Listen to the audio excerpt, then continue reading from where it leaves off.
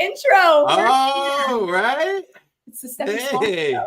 Thanks, guys. Thanks for being here. I'm so excited to launch this channel with my Emmy Award-winning producer, Ryan. Ryan, how are you doing? How's it going?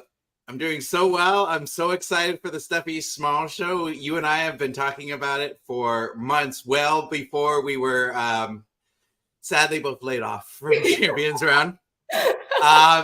And we were supposed to do the show for Champions Round, and then we decided, you know what?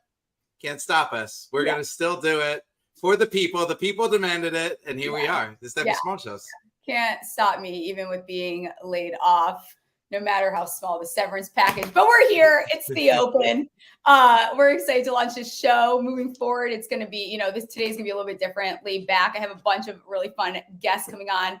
A bunch of all of my favorite people from the industry, a bunch of different industries, actually. But normally we're going to do what? We're going to do 3 days a week leading into football season. That'll probably change. 3 p.m. live Wednesday, Friday, and also Sunday Fun Day. This is going to continue every Sunday so we can run it back, have some drinks, and, finish some of the tournaments out together. I'm so excited. Yeah, absolutely. How about so set up the tournament? So this is an open championship live stream. What's been going on? How your bet's been doing? Like, let's talk about it. Let's get into it. And also, you should mention we have a lot of great guests coming on soon. Yes, so it's funny, as Ryan and I talked about this, how we were going to launch it. What should we do? I was like, well, the last major is here. Why don't we just do a watch party, super laid back, have a bunch of guests come on, sweat out some bets. Hopefully it'll be, Harmon is ruining what my idea of today was going to be when he decided to just completely run away with this tournament and make it not exactly as interesting as I was hoping for. Totally okay. We have some guests coming on that do fantasy football, a ton of really, really sharp golf guys too that will get on here and talk to them. Should be a lot of fun. I'm a little disappointed. Can't say that my bets pinned out very good here. We still have Grillo going. I have him top 10. Hopefully that finishes out strong so we can at least come up. Yeah, I did. I took some of your bets. That was not some of my best betting there. Yeah. I thought you were the expert here. Yeah, no, those were bad. I got ambitious. It was not smart of me to think that. I mean, a top 30 out of Ryan Fox. I wasn't asking for much, dude. Like, I wasn't asking you for much. Where is he now? I don't think he made the cut. He made the cut. I did. That was one that I bet. That was one that I bet. And he made the cut, but then he didn't. Yeah, he was out of it. I stopped looking. I honestly stopped looking because I saw how catastrophic it was going towards the beginning, that I was just like, probably not the best bets to, come out of the gates with. But Hovland's having himself, a nice tournament too. A couple other guys. Homa, I was hoping he could finish finally in that top 10 for the first time at a major. He was so close to pulling that off. We'll see how it falls, but that doesn't look great there. I thought Rom was maybe going to give Harmon a little bit of run for his money, but that doesn't seem to be the case. I know. It's kind of running away with it. Yeah. Okay. So it's not the most exciting open championship to launch the Stephie Smalls Show. No. But hey, we are still here. We're going to have a great time today. Tell us some of the guests who are coming on. Yes. I'm really excited for a lot of these. We're coming out of the gates hot. Lisa Ann will be on first, host of the Lisa Ann Experience. I don't know that she needs much introduction. One of my really, really close friends in the industry. Absolutely adore her. Then we've got my dear co-host of the former Match Play podcast, Spencer Aguiar, one of the best in the golf industry, honestly, out there. I believe, especially with DFS. He is so sharp. Then we've got Matt Gannon, another golf, also a lot of college football as well out of him. And then Sam Wagman is coming on. Shout out Sam Wagman. But I sighed because I realized as I was going over this guest list, I have 2 Eagles fans coming on, which feels very not kosher for this show. Like, that's not exactly the vibe that we were going for. we're gonna have to load it with Giants fans for Yeah. future shows. We're gonna overload with Giants fans. We will. Yeah, I moving will make forward. up for it in the future. But two of my favorite Eagles Yeah. fans, so we will let it fly. Then Dave, And you know, to be honest, I did invite both Sean Green and Ryan Kramer from the Sports Gambling Podcast to be on the show, and Kramer could not come on, unfortunately. A Giants fan like yourself, so I had to go with Sean. Yeah. Who Ryan screwed me. All I hear is Ryan screwed me. That's all. It's Ryan screwed you. You left me here with the Eagles fans. Totally fine. And then Dave Kluge. If you play fantasy football and you're on Twitter, you probably know who Dave Kluge is. He's with Football Guys. I, started in the industry with him, so he's one of my favorite people ever. I'm so excited to have him on. And then Jeff Bell, also similar situation to Dave Kluge. Got Sean Green. So Ryan Kramer's, we'll say today's better half because he didn't show up today. Yeah. So I'll say the better half of the Sports Gambling Pod. But that's one of my favorite podcasts. I adore those two guys. So it's awesome to have them coming on here. And then wrapping it out with JJ Gruden. Love this guy and his energy on Twitter. He's a really great handicapper. So I'm excited to get him on. It should be a blast. I know he tweeted out earlier that he's been placing live bets since like 5:45 a.m. this morning. So the dude is just regen through and through. And hopefully find out if we can squash this hot dog debate, because I accidentally broke the internet yesterday with how much ketchup I put on my hot dog. Which is funny because it was kind of an aggressive amount of ketchup. I gotta say, it wasn't. The funniest part is I don't like hot dogs. I limit myself to, you have a drunk glizzy at the turn every once in a while. That was yesterday. You have to mask the flavor if you don't like them with condiments. But apparently, if you put ketchup on a hot dog, you're a child. It was one packet. Why did it look like so much? It was only one packet. I guess it was just the photo. I didn't realize it was just one packet. You mentioned that to me. I went back and looked at it, and I was like, that is quite a bit of ketchup. But maybe it was a smaller hot dog in comparison. I don't know. Yeah, so I'm interested to see what everyone's takes are on what should go onto a hot dog. I didn't even know that mayo was something that people put onto hot dogs. Was kind of a gross discovery yesterday. I don't know if anyone in the chat puts mayo on their hot dog, but I find that's a felony. I didn't even know that was a thing until you said it to me earlier. Does anybody put mayo on their? We've already had the Savannah Richardson weigh in and say no, ketchup on hot dogs are a must. So she is with you. Timothy Ocean says, ketchup on a hot dog, I'm out. I don't know. We might have just lost a subscriber here. Wow. Mayo on hot dogs is a capital crime. Yeah. That's what we got to show up for. I don't know. We're already having a heated debate over this. So I can't wait to see what the guests say. It's pretty disgusting. I don't know what else. How do you put mayo? People put mayo and mustard on a hot dog. What are we doing here? Who hurt you? I mean, you put mayo and mustard on a sandwich. So, and some people, that's the argument. Where do you stand on it? Is a hot dog a sandwich? I mean, that's one of the internet questions that breaks people's minds sometimes. I feel like I don't even know what the definition. I'm acting like I have a dictionary in front of me. I don't know what the definition of a sandwich is, but I think by definition, yes, a hot dog is a sandwich. Okay. But the bun, I guess, is not split in half. So that's where you could probably get someone there with it not being two pieces of bread. Yeah.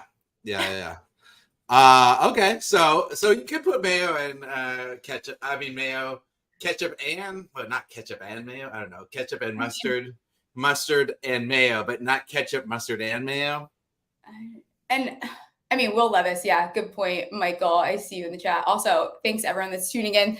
Very nice to have all this support. It means so much to me. But Will Levis puts it in his coffee. Remember that weird stage where everyone went heavy keto, and they were just putting mayo inside of or whatever they were doing. Those were weird times. They're like, I put mayo in my coffee and it's healthy. Butter. They do butter. Butter, right? No, was it mayo? No, it was butter, right? Maybe, it was butter. I know Dave, that's coming on later. He does, I'm pretty sure, put butter in his coffee. Wow. Which is actually crazy because he gets on me for, look at Sep Straka here on, by the way. What a guy. He just doesn't care. He's so laid back, just cruising up the board here. Yeah, he gets on me for eating cottage cheese. Is cottage cheese gross? I didn't know that was something people hated until recently. Yeah, I mean, that does feel like you are maybe 80 years old in a retirement home eating cottage cheese. Yeah. Stephie, I mean, you do have sometimes you do kind of have old person vibes. I did have cottage cheese before I got on, to be honest. I'm not even gonna lie. That's your power. That's your power breakfast is cottage cheese. And what are you drinking? A Happy Dad. There you go. Show that label. Yeah. We're off the way. We got to get some brand sponsorships here. We got to make some money now that we're laid off with this channel. Right. We got laid off. It was a very weak severance package. So we got to find a way. I think I spent it on booze immedately on that severance package. That's as far as it went. I deposited the whole thing into FanDuel.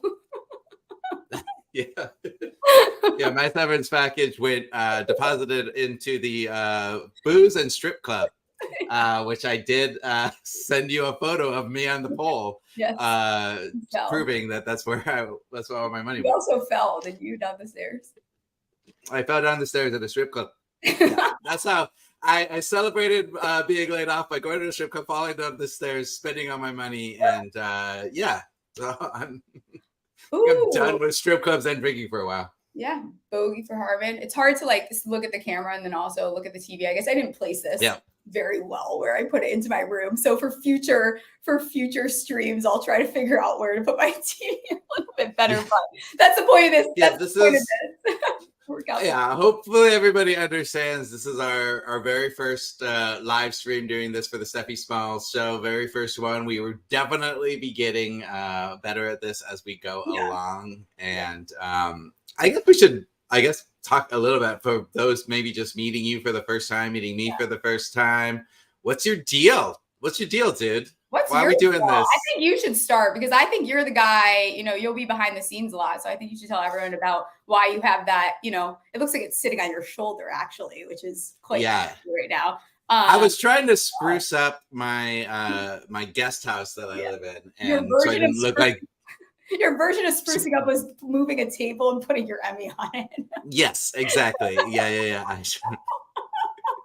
Sorry, so hey everybody, I'm Ryan McKee, aka producer Ryan, aka Rich Fat Baby, as they call me over in the Sports Gambling Podcast Network world. That's my gambling name, Ryan Rich Fat Baby McKee. We won't be calling you that on that's fine. We can not call me that, but if you see me out on Underdog, if you see Rich Fat Baby on any of like the best ball tournaments and stuff like that, guaranteed that's me. Nobody else uses that handle.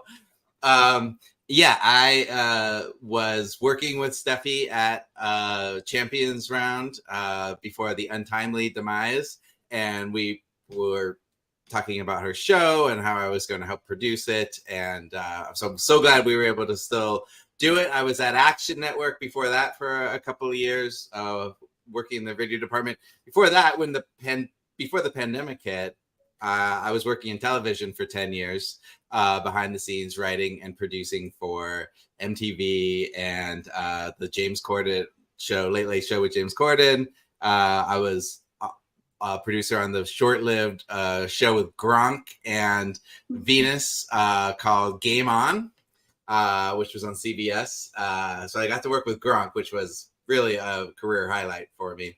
And I did win an Emmy while at the Late Late Show with James Corden. So I had to put that back there because, I live in a guest house right now because, as you can probably tell by spending all my money at the strip club with my severance package, I am divorced now. And so I'm currently living. I wanted to make it seem like I'm not a psycho killer with my background, but I will spruce that up for future shows as well. Yeah, and I'll probably find, figure out how to work my camera. You'd think after, a little bit of med school and working in the industry now long enough, I could work some technology. I cannot. So that'll be probably this week's challenge for us. But you get to work with another Wildcat. So I'm not Gronk, but I did go to University of Arizona. Wow. So That is kind of crazy. Yeah. Because I went to ASU. I'm a Sun Devil. So the fact that I've worked with 2 Wildcats and 0 Sun Devils in the industry is kind of weird. At least in front of the camera. I think I've had some Sun Devils behind the camera with me. But it's impressive that you know some Sun Devils with jobs. Yeah, because I certainly am not one now.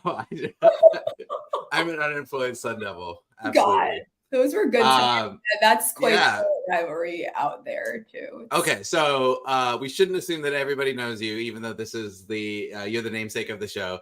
You went to U of A. You're a huge Giants fan. We all know that. Okay, so what's how'd you get into this industry? And because you have a really interesting story too. Yeah, it's pretty interesting for everyone but my father. But I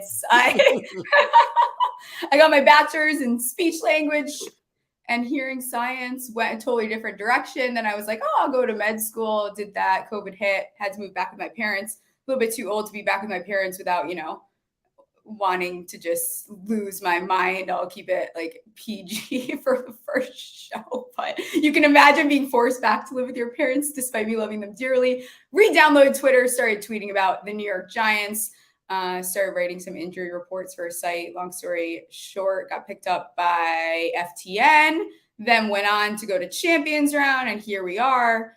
Left med school behind. Twitter was kind of my... How many years of med school did you actually finish? Like a year. Okay. It's nothing like to get, and it was in the Caribbean. Like we're not. No, I mean, just getting in med school is like crazy to me. That's what did you think you were going to do? Like what kind of doctor were you going to be? I feel like if you asked 90% of my followers, they probably could all guess because it's as chaotic as me, but I wanted to be an ER doctor.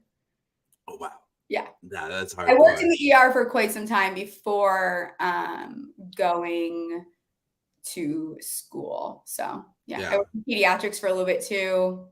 The thing is, kids are cool, but parents are not. So I was like, I'm out of here. Yeah.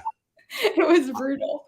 One thing I've noticed since being back on the dating scene is ER nurses. Some of the most interesting people to go on dates with. They have seen it all and are not weirded out by anything. Yeah, no, I saw things that I wish I never saw for sure. Like I definitely still, even on 4th of July, I just think of like all the blown off like hands and legs and stuff that I saw because it was so bad. I remember one of the last patients I saw in the ER, he didn't have the safety on his gun and like shot a hole through his hand. And I was like, that's about it for me. Like I've seen ears blown out. Yeah, it's too much. Oh my gosh. So what haunts you more? The things you saw in the emergency room or the end of Eli's career? Can we just go? We can go straight to like the Gettleman times. Actually, what really haunts me more is Plaxico shooting himself. I don't know that I'll ever recover from that fully. Well, Plaxico shooting himself in the club accidentally? Yeah, Tom Kim does. He is rocking that backwards hat. I'll be honest. I'm loving the backwards hat stuff. I tweeted out. I'm like, if you are a man right now, you need to put a backwards hat on and see what your wife, fiance, sneaky link, whatever you want to call her, see what she does. Because the girl loves a good backwards hat. Is that a thing? It's a thing just because it's raining. So they're like, I think they're moving their hats out of there. But do women really like a backwards hat? Oh, like yeah. I was just to go chill in a backwards hat right now after this show. Yeah, you could just go sit at the bar and that's all you need to do. That is all you need is to sit at a bar with a backwards hat. And you're guaranteed to be just, the ladies will come crawling.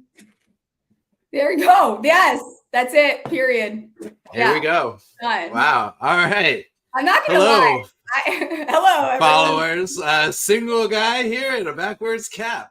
Unfortunately for you, my following is like 80% men, so I don't know that. I'm seeing some women in here, so it's okay. All right. Awesome. And you know what? Who knows? I'm rediscovering myself. I'm in a midlife crisis now. Maybe I'll end up dating men. And maybe that works. Who knows? We don't know what's going to happen on this journey. Honestly, the Stephie Smalls Show is just starting. It could get as weird as possible. We have no idea. That's right. You and I started off the year just talking about me maybe working at Champions Round with you. Well, I was like, that was a big reason I decided to join Champions Round, because of Stephie. I wanted to work with you and produce talent such as yourself, because I thought, why doesn't this awesome person on Twitter have her own show and is blowing up already? And so it made sense. And now, just a nice 6 months later, here we are. Both of us laid off, started our own company. I don't know if we haven't really announced that, but we are doing this professionally. We are doing this professionally. Yeah. We started an LLC called McSmalls Media LLC, because McKee and Smalls. So McSmalls Media LLC, 50-50. We're going to be producing a lot of content. We're making this our job. We are 100% all in. We're not getting paid yet, but we are making this our job. But we might. Stay tuned. It can stay tuned, because we don't know which direction this is going to go. I'm very excited for also the Giants live streams. Look forward to that. If you're a Giants fan, I do plan on doing that every Sunday. I saw someone reply when I announced it, and I was like, get out of my head. That's part of the plan. Yeah, no, I'm excited too. Like, by football season, we might be doing. We're doing 3 shows a week for now. Sunday will be. We already mentioned this, but just for people coming into the chat now, because more people have come on, we'll be doing Sunday shows, live streams at the end of the last couple hours of every golf event, maybe, depending on how they go. And then, so it'll be a different time depending on what PGA event is going on Sunday, but stay tuned. We'll be promoting that. And then every Wednesday and every Friday, 3 p.m. Eastern time, we'll go live. We'll also have a podcast stream out, so you can download the show afterwards and listen while driving around and stuff if you don't catch the show live on YouTube and Twitch. What else am I missing? Yeah. If I don't annoy you enough on Twitter, then you also get to consume my content now in multiple forms, which will be an absolute blast. I'm looking forward to doing it. I think the timing on this one's probably going to be a little bit weird. The show will probably go a little bit further than the golf tournament is rolling, but it's totally cool. I saw a question in here that I wanted to address, though. Where is it? Crap. Someone was talking about Harmon's where is it? Oh, here. How do we feel about the amount of wiggles in Harmon's pre-shot routine? We all know that we have a guy in our golf group, girl, whoever it is.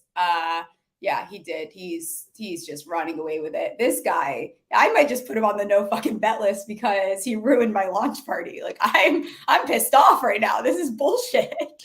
This is not what I had planned. He's been running away with it since day one, right? I mean, you know what? Pour one out for the short kings out there, because this is for you guys. Like, that, way to go, Harmon. Like, I am putting him on the no bet list for that reason, but also I might consider taking John Rahm off if he's going to wear the backwards hat, because he looks pretty good with it on. Okay. So you're going to put him off. You're going to take him off the no bet list. Well, he's going to stay on the bet list, but only if he's wearing a backwards hat that we're in. Yeah. Got it. Yeah. Totally, he's for tantrum boys. That's what it's listed as. So him and Hatton love to throw a good little tantrum. So I just combine them into one onto the no bet. I feel like we need a nickname for Harmon based off his like pre-game or pre-shot wiggles. You kind of almost remember. Do you remember that? Wiggles? That woman hurdler in the Olympics. I can't remember. She was like a hurdle racer, and like she would do this big like kind of dance routine before to like warm up, and she was cute. And are you showing your age right now, or what? What's that? Is this like a recent thing, or are you showing your age a little bit? Oh, I'm probably showing my age, but maybe it was like 10 years ago. Is that weird that I remember something from 10 years ago? Yeah. I am 44 years old. The people should know that. I am quite old. Gerard in the chat right now. He is on my season-long golf team, so he's about to get this one a nice little payout too for winning a major. Baby girl, I don't know what Day is doing now. I was hoping I'd get the 2-man, but okay. our graphic designer knew the answer. Is that correct for you there, Ryan? Yes, Michelle Janicki. Yes, that's her name. Yeah, Shout yeah. out See, Pat. and Pat. Yeah, thanks, Pat, for having my back and also doing our graphics. Yeah, and Pat is a very young man, so I guess look, I'm not showing my age. I'm hip like the kids. I just didn't remember the name. Yeah, got to keep you on your toes a little bit too. So I think Harmon could be like the Janicki. We will work on a nickname based off of his pre-shot routine. He looks like he just needs to learn to tailor his pants. Like if you're short, you have to like accept it. That's something that you have to come to terms with, that you have to get pants hemmed, because his pants, he looks like, I don't know. I feel like they wear those pants like at Applebee's and stuff. It just is, it's wrong. I think you should look in the camera right now and give him some advice, because if people don't know, you are not quite a tall person yourself. You guys have no idea. I could be lying the whole time. It's just Smalls. Yeah, I could be making that up. Maybe I'm huge. Most people have met me now, at least at the Fantasy Football Expo, so I don't know I'm going to get away with it. I'm not super short. Like, because I did meet. How tall are you?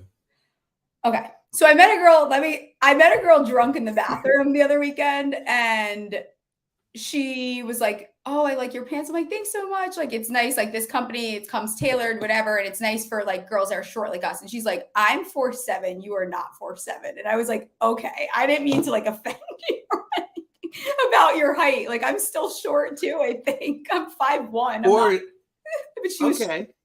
But to me, like anyone shorter, like you're all the same height to me. It's kind of the same as like tall men. Like once you get to like 5'11", unless you go past like 6'3", you're all the same height in my head.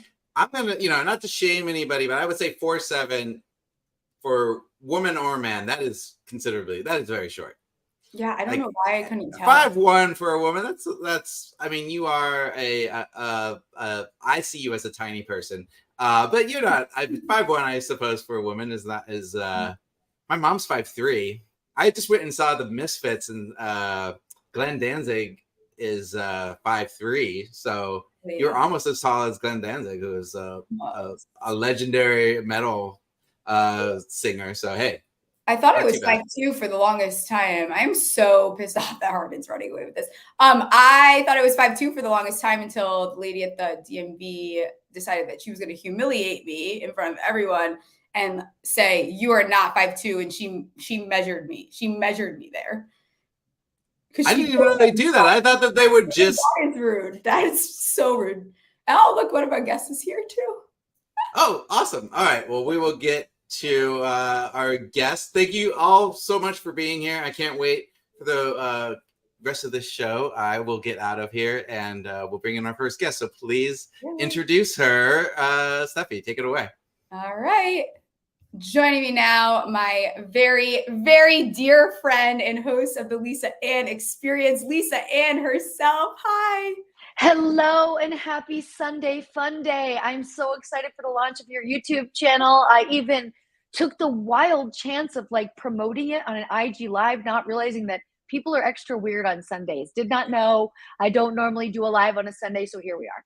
Here we are. We're learning things that we probably didn't need to know. But again, Sunday makes everyone weird. It's Sunday Fun Day. Maybe they're taking it a little bit too far. Yeah. Like a lot of people blocked, okay? A lot of people blocked. Just say that. Easy, I know. Every time I jump in, I see you, and it's like, all right, that's enough. You're blocked. Like, I've had enough.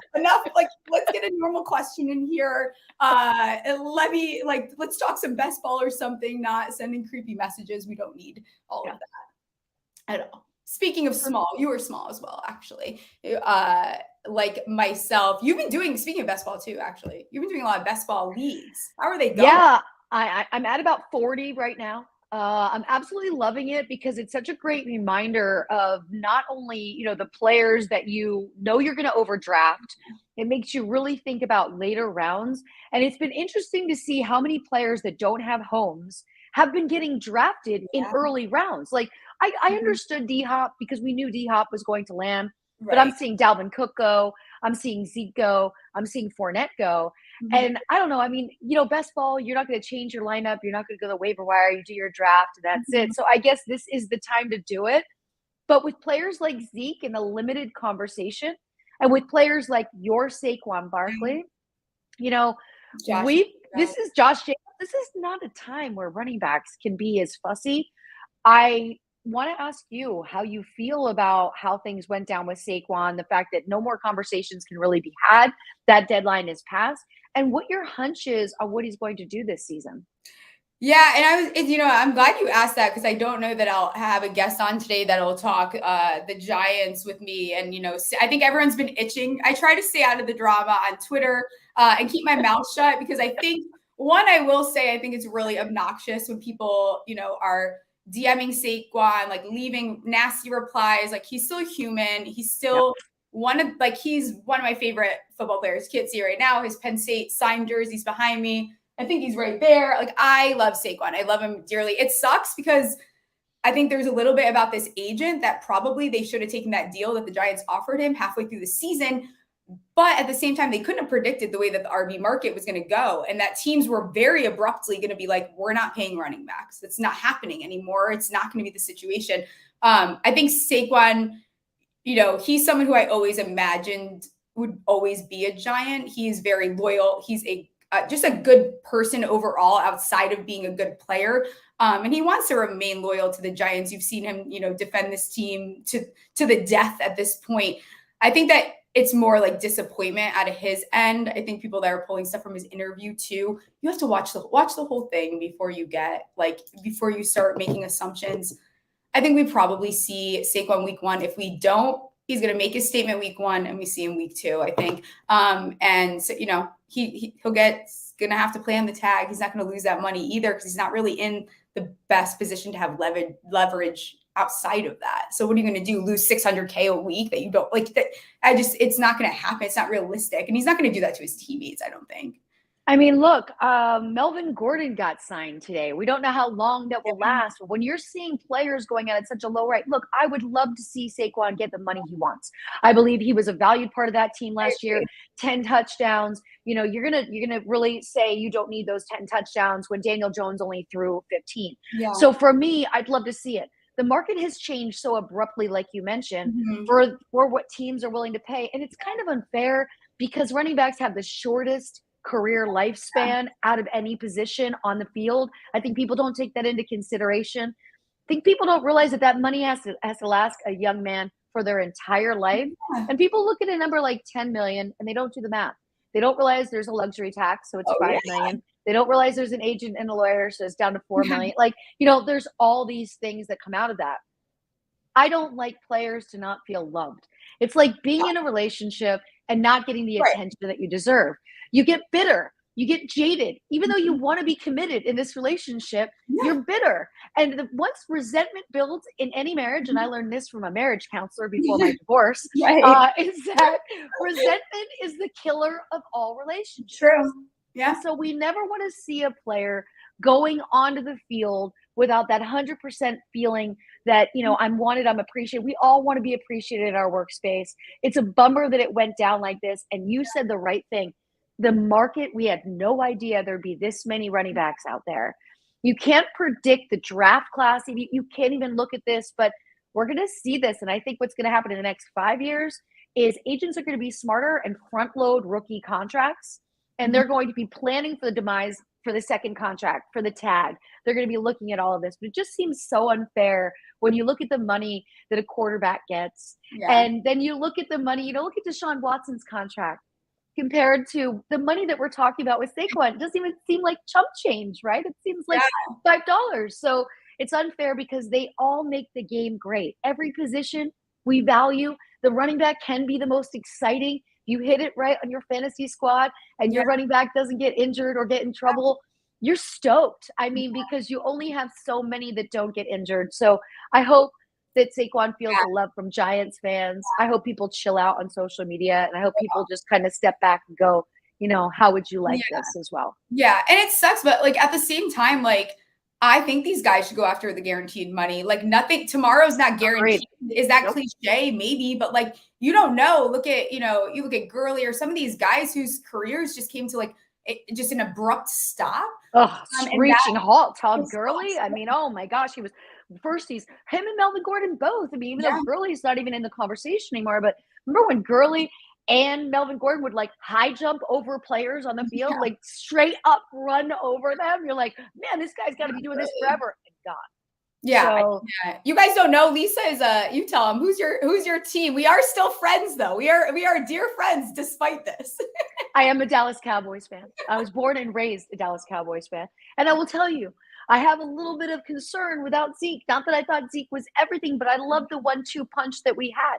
I don't want to put that much pressure on Tony Pollard because I don't want him to be the next Todd Gurley. Yeah. So like I'm looking at this like, so what's going to happen with Zeke? Is Zeke going to be on a team? Is Zeke going to be on a practice squad? Like what's going to happen? And what can the Cowboys expect out of their rookie running backs?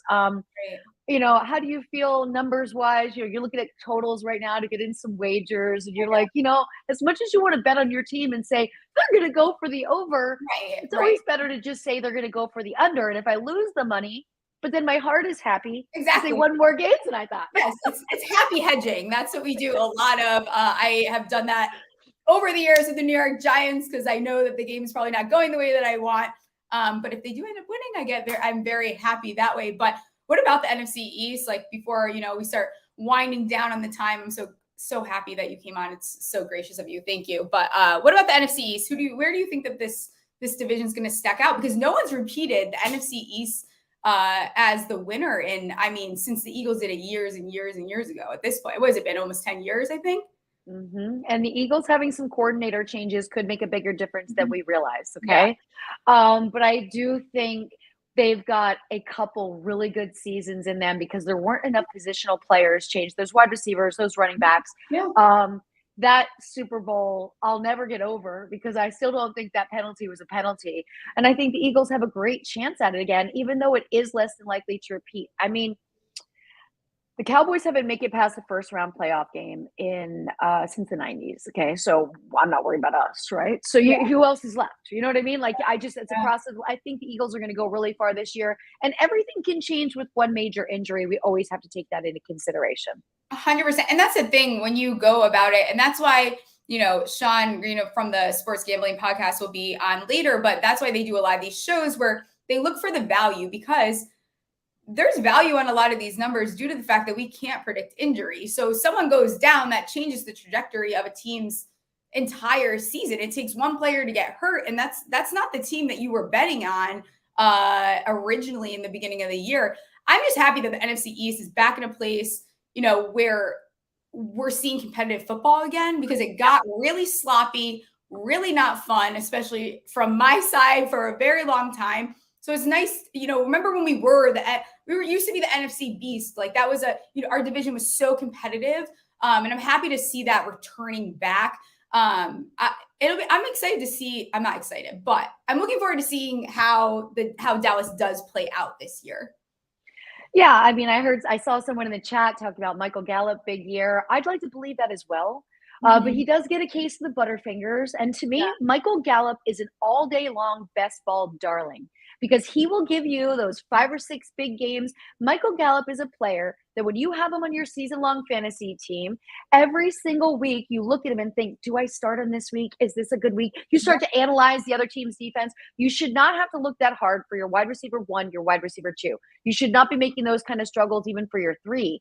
So that's why I'll have more shares of Michael Gallup in best ball than in my season long. But I have to ask you, like, how are you feeling about the Jets and Aaron Rodgers? Because I just saw Sauce Gardner give him the sweetest, charm blinged out and having him put it on.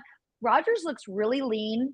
He does look good. I'll be honest. He looks good. He does look good. Yeah. He came out of darkness and he's like, I'm going to glow up real quick. Like he looks good. Yeah. He's like, I am eating avocado ice cream. Like something's happening. His glow up has been fantastic, but I am excited for the chemistry this brings to New York. And I also think it's a good buffer for the news for the Giants and Saquon. Yeah. How do you feel the Jets will do this year? Yeah, and I want to be a hater, which that's just kind of I don't want to share a stadium with them anymore because I think that the Giants did get a little screwed schedule-wise, strictly because the NFL knows that Aaron Rodgers being in New York on the Jets is going to be a massive moneymaker. So we have all these away games like front-loaded in a row, which is admittedly is just not fair to the New York Giants. I understand that stuff has to happen, but the fact that that's only happening because of the Jets is just kind of obnoxious and unfair to them, especially for a team that's, kind of starting to put things back together. So it sucks. It's a little bit of a disadvantage, whether people want to argue it is or not.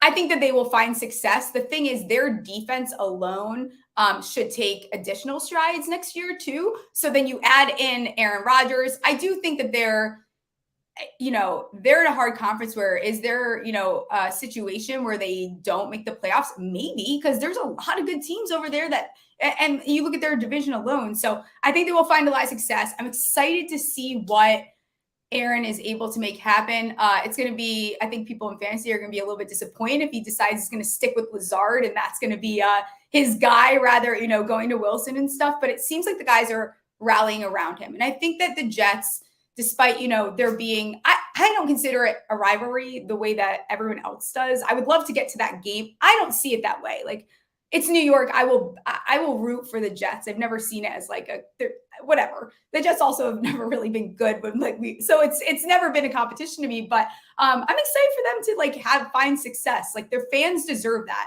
If you have stayed a Jets fan for all those time going through all of that, you deserve this. I agree with you. Yeah. And even last season, my friends in the building that are Jets fans, very common here in New York City, they were so happy. Even if they would have lost the last 5 games, even with the quarterback chaos going on, they were so happy over their defense. Every win to them is like 10 seasons of wins. Yeah. So they enjoy it. But what you said earlier about the away games, what's unfair about that too is the rest of recovery for players. Traveling that much is really hard on a player's body. Yeah. And that's why they used to be spaced out much better because you got to figure the inflammation. You've got to figure the different training facilities. Not all locker rooms and facilities are created the same for the away teams. That's intentional, but it is a disadvantage. The only good thing is the home stretch is going to be nice when they get a run of home games. Yes.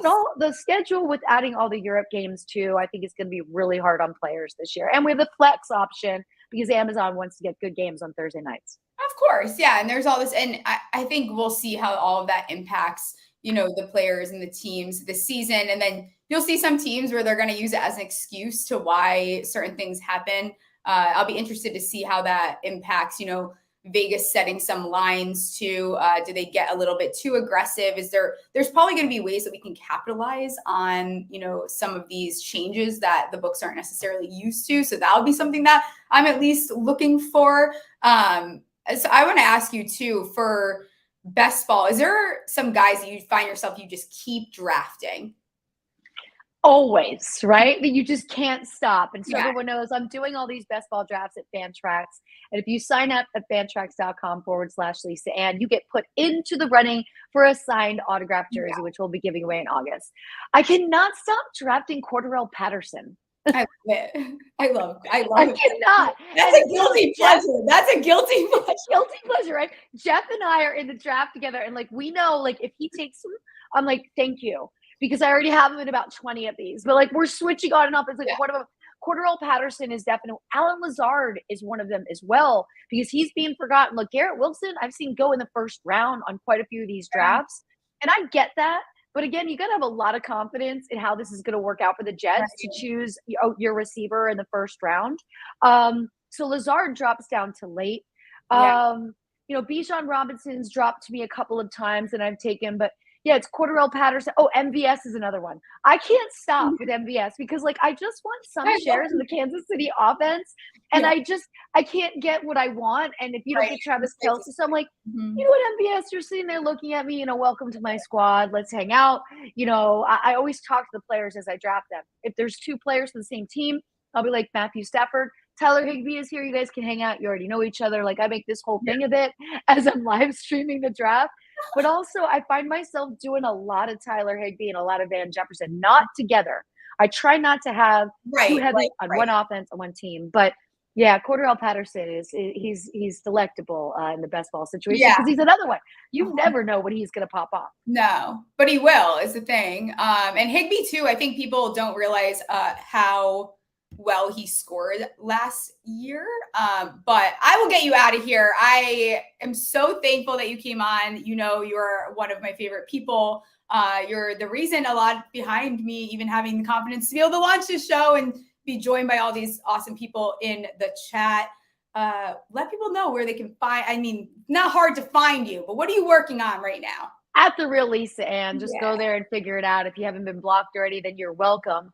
For you, we all completely support everything that you're doing. We're so excited to help you with the launch of your YouTube channel. And I know this is going to be a smashing success. And I look forward to doing a lot more of this with you. Yes. Oh, all right. Love you. Have a good Sunday. I'll see you later. Love you. See ya. And now I'm going to bring in Spence. Hi, Spence. How's it going? This is the who I think is one of the sharpest in the golf industry as far as DFS, everything goes golf. My co-host of Match Play that took a nice little hiatus. We seem to be doing that for a little bit. Hopefully can find a new home now. You're at Action Network, the Better Golf Pod, and Roto Baller. How's it going? I'm doing well, Stephie. Congratulations on the launch of this show. I've decided to represent your Giants today here. So I'm very excited to get back in action with you with the show that we do together. And, this has been an interesting golf tournament, Stephie. Yeah. How are you feeling? How's the bets going here, my friend? The bets are going well from the matchups that I placed this week, and that's going to salvage the event for me. If Day can land inside the top 10, that's going to be a nice little hit to add to the bankroll. A little bit frustrated on the Brian Harmon disaster. I feel like that's a situation where you and I talked about him pretty much every single event for like the 2 or 3 months that we were doing the show together. And I'm so frustrated that I don't have an outright ticket on him because my model loved him. I know your model loved him also. I just didn't get there for one reason or another. So I feel a little bit tilted because of that right now. But I mean, otherwise, it's been a pretty good golf tournament. I think that even the first episode that we ever did of our show, we talked about Brian. We talked about Brian Harmon, and then I finally got off it. You were the sicko. You stayed on him you stayed strong too. And even this week, like my model liked him. I think he was like 8th or 9th somewhere. And I was like, absolutely not. I'm just not doing it. I'm not doing the Brian Harmon thing. Never did I think he was going to be ruining the launch of my show because I thought this was going to be a great idea. Look at him running away with it. 13 under right now. Hoping Day can stay strong here. Always got one hole. Maybe I can at least sneak out the 2-man. I did have Grillo top 10 or top 20. Homa, I was really hoping for him to finally get that top 10 at a major. I'm very sad about it. Yeah, I think it would have been great for him just from his maturation process in his career. Like when he got to 18 there, it felt like one of those situations. If he could just par in, it's just like a mental standpoint. Get the top 10 on your resume. All of a sudden you get into next season and you get 4 more cracks at this. And I think he's such a supremely talented golfer. The skill set's there to find more success in these majors. And I do think at some point, and maybe this is the turning point for him right now, where he starts making runs up these leaderboards next year, I would keep an eye out on him in 2024. But unfortunately, it was one of those Homa finishes in a major where he just couldn't quite crack the top 10 again. Yeah, finally, I think he is making strides as far as the majors go. And I think I will find myself having a lot of those drunk 2 a.m. futures bets on him for some majors, moving forward. But what is going on with Rory and putting now? Is there something in the water between all of these top guys in the world, or why? What is going on? So when I ran a model last night, and we've talked about this a million times, but just to very quickly run it down for people that don't know how I do this, I like to bring in the actual ball striking, and then I like to bring in the baseline putting that you get from a player, recalculate the leaderboard to figure out who the biggest over and under achievers were. And when you look at Brian Harmon, for example, the putting was ridiculous of what he was putting together, but the ball striking was good enough to where my model thought he was going to continue to, put this together and would likely win this tournament. Now you had 3 players going into today that were just so underneath their baseline. And it seems like it's almost every single week with each one of these players right now to where, I guess you have to question what their true baseline is over the last couple of months here, but it was Rory, it was Homa, and unfortunately it was Scottie Scheffler. I don't understand what is going on with some of their putters right now. Scheffler is just, he had 19 consecutive top 12 finishes dating back to the middle of football season last year. Obviously that streak got broken this week, and he still manages to, I mean, the last I looked, he was inside the top 25 on the leaderboard. It's unbelievable what he's putting together. It's Tiger Woods-esque with the ball striking with it. I don't know why the putter continues to be so cold for a golfer that I do think is a good putter, more or less with it. Rory kind of is giving a very similar answer, but it's generated some really interesting last few majors here because, like, if any of these guys just putt to their baseline, I mean, like the two I mentioned, plus a handful more in some of these other events, I think all like the cream would have risen to the top at all these events. But instead now, you know, you've gotten a Wyndham Clark winner, which thankfully I was on that one at 100-1. This one with Brian Harmon hurts a little bit more, but it is allowing some of these guys to produce finishes that maybe, like, according to my model, I don't know if Harmon necessarily had the high-end metrics that I wanted. He was just super safe across the board. And that's kind of why my mentality was he's a better top 10, a better top 20 bet. I don't know if he can actually win this event. And then, you know, when you gain 9 strokes putting, the whole game changes at that point. So, I mean, it's not over yet officially, but maybe I can be the one that curses this a little bit. Congratulations to Brian Harmon for winning. Yeah, I hope so. Not going to happen, though. No, not a chance. He won this thing. He ran away with it. Yeah, Scotty is driving me crazy, to be honest. I really can't take it because he used to be such, excuse me, a phenomenal putter that it's really frustrating to the point where, you know, I don't know that I want to bet him outright, but then he's not getting the job done no matter what. And then we're in a spot where does he start to fall out of this top 5 that he's been on this like stretch for a while of just hitting? I don't know where I'm at with Scotty. I think I'm losing a little bit of not love. I love him. I think I'm going to blame Meredith somehow. I don't know how. I think it's Meredith's fault. But what do we do? Even Tom Kim up here. Did you expect all of these guys? Like, who else is not a surprise to you, I guess? Straka. My model likes Straka this week. I mean, obviously it's a bit of a surprise for him to be sitting in second place, but we see it with the recent victory that he had a few weeks ago. And I think he's one of those players, when he gets hot, he puts it together. Tom Kim's a 21-year-old kid that is clearly showing that he's a link style specialist at this point.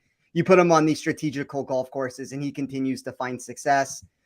We talked about Day, my model, like Day a whole bunch. Your model is never going to not like Day. For those of you that don't know Spence yet and haven't seen us do a show or don't follow him on Twitter, which you should, he loves himself some Jason Day. But a lot of people were off of him this week.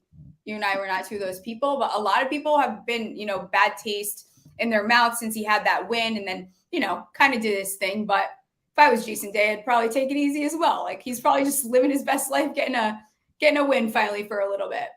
Yeah, there's 4 players that my model seems to be exponentially higher on than the general consensus. It would be Jason Day. It would be Brian Harmon. It would be Webb Simpson, which Webb doesn't play enough anymore, I guess. And then it would be Cameron Young, who's another player who found a bunch of success and has faltered a little bit today and has fallen down the leaderboard from the second place finish that he was starting the day with. But I like Cameron Young. I think he possesses such a high ceiling if he can ever figure out the putter. That's something with Paul Tesori on the bag. You have to hope that over the next couple years, he helps him in the same similar capacity of how he helped Webb Simpson get, like, Webb Simpson was one of the best short game players at his best in it. So if he can give Cameron Young that same upside, like Cameron Young has number 1 overall potential. It doesn't mean that he puts it together, but I think for major championships, we've continuously seen him now for 2 seasons. He flirts on this leaderboard. He was up there on the Masters. He's up there this tournament. Last year, he came second at the Open Championship. It's just tournament after tournament where it matters. And I've always made this argument, Stephie, when you look at these harder tournaments where putting becomes so, like, for example, like, let's take Hideki when he won the Masters. When you don't need to make as many putts to win a golf tournament, like, you don't need to get to 25 under par, all of a sudden that ball striking starts helping. And I think that's one of the reasons why Cameron Young propels and shoots himself up the leaderboard. Neither one of us likes Colin Morikawa. I was just about to bring him up. But it's the same exact example with Colin Morikawa here, to where if the putter can just be neutral during some of these events and he can get himself to 7-8 under par to win, that's the recipe of how you win these events. And I think it probably in some ways maybe hurts Homa a little bit just because he is such a pristine putter. And sometimes that advantage doesn't come to fruition when you get a 7 under par winner here. Yeah. And I think, I mean, I know a lot of people have not necessarily agreed with us with our Morikawa. I don't want to say hate. We've just been off of him. Like I want Morikawa to be Morikawa again. I just think that he became a little bit overrated because of the success that he found early. But then he didn't really have a lot of success following that. He was just like a good golfer, and now you're seeing him struggle a little bit more. He missed the cut. Did that surprise you? Where were you at with him? I was mostly out on him, but I'm mostly out on him every single week. I kind of liked him against Jordan Spieth, which ended up becoming a losing wager there. That was more of a fade against Spieth than anything else. But I think you kind of brought it up best with your point. He's just such an overrated commodity in the market. And I've gotten burned by him. I've gotten burned by Koepka. That happens all the time. Yes, I do think Harmon will make the Ryder Cup. I was going to ask you. It's funny. Thanks for sending that question, because I was going to ask if you thought he would. Yeah, I think so with that. But it's just, I think when you get some of these overrated commodities in the market, they become very easy fade candidates, to where I would just rather, even if I don't take them on, like for DFS, I don't want any exposure. I'd rather let them beat me. I think the price tag is too high. I think the ownership's always too much. So I'm very rarely going to play Morikawa unless, we look at a 5% version of him, but I don't think we're ever going to get that in a major, just because of the fanfare that does come in with him. Yeah, 100%. And then was there someone that really disappointed you this week? I know you have these guys sometimes where they definitely hurt your feelings very badly. Who was that this week? I mean, do we even want to talk about Cantlay? I guess it would be him. I mean, but and honestly, I don't feel bad for you. I don't feel bad for anyone that bets Cantlay week after week after week. Just put him on your no bet list and go on your merry way, because he's gonna rate out well every single week, and everyone continues to lose money. If there's one thing, I wish I could force everyone to just stop betting on him. It's so difficult, because this was the first week. This was the first week that his number actually inflated in the market. It was one thing when he was 16-1. Yeah. It's another story where people got 35-1s out there. I still think that was a really good value. I got him at 28-1, which I've always made the argument anything over 25-1 is value for him. But yeah, I at some point he'll put the pieces together. I thought an Open Championship was best for him. Obviously, it didn't happen. Xander was a little disappointing. I guess if I give an answer, though, that would be like way off the radar, or maybe not so far off the radar, but Denny McCarthy missing the cut. Yeah. That was very frustrating. My model liked him. I thought Taylor Gooch missing the cut too was also a frustrating finish for a live golfer that had really turned it around in some of those events. Yeah, and Matt will be on next, so I will definitely talk to you about that one, Matt. But let's get into JT a little bit before I get you out of here. What the fuck is going on with Justin Thomas, dude? Like, what? Literally. And yes, my show, they'll be swearing on my show because it's my show. What the fuck is going on with Justin Thomas? Do you think he's hurt? I mean, I've heard rumors that he's hurt, but yeah. Something's wrong. Or he got married, and then you see what happens to these guys when they get married. Then they all of a sudden can't play golf. Morikawa did the same thing, and then he stopped being able to play golf. So I don't know. Justin Thomas he needs help. Yeah, Thomas in my model, and I'll give you the exact number here because this is shocking, because you would think an Open Championship with his short game should be really good.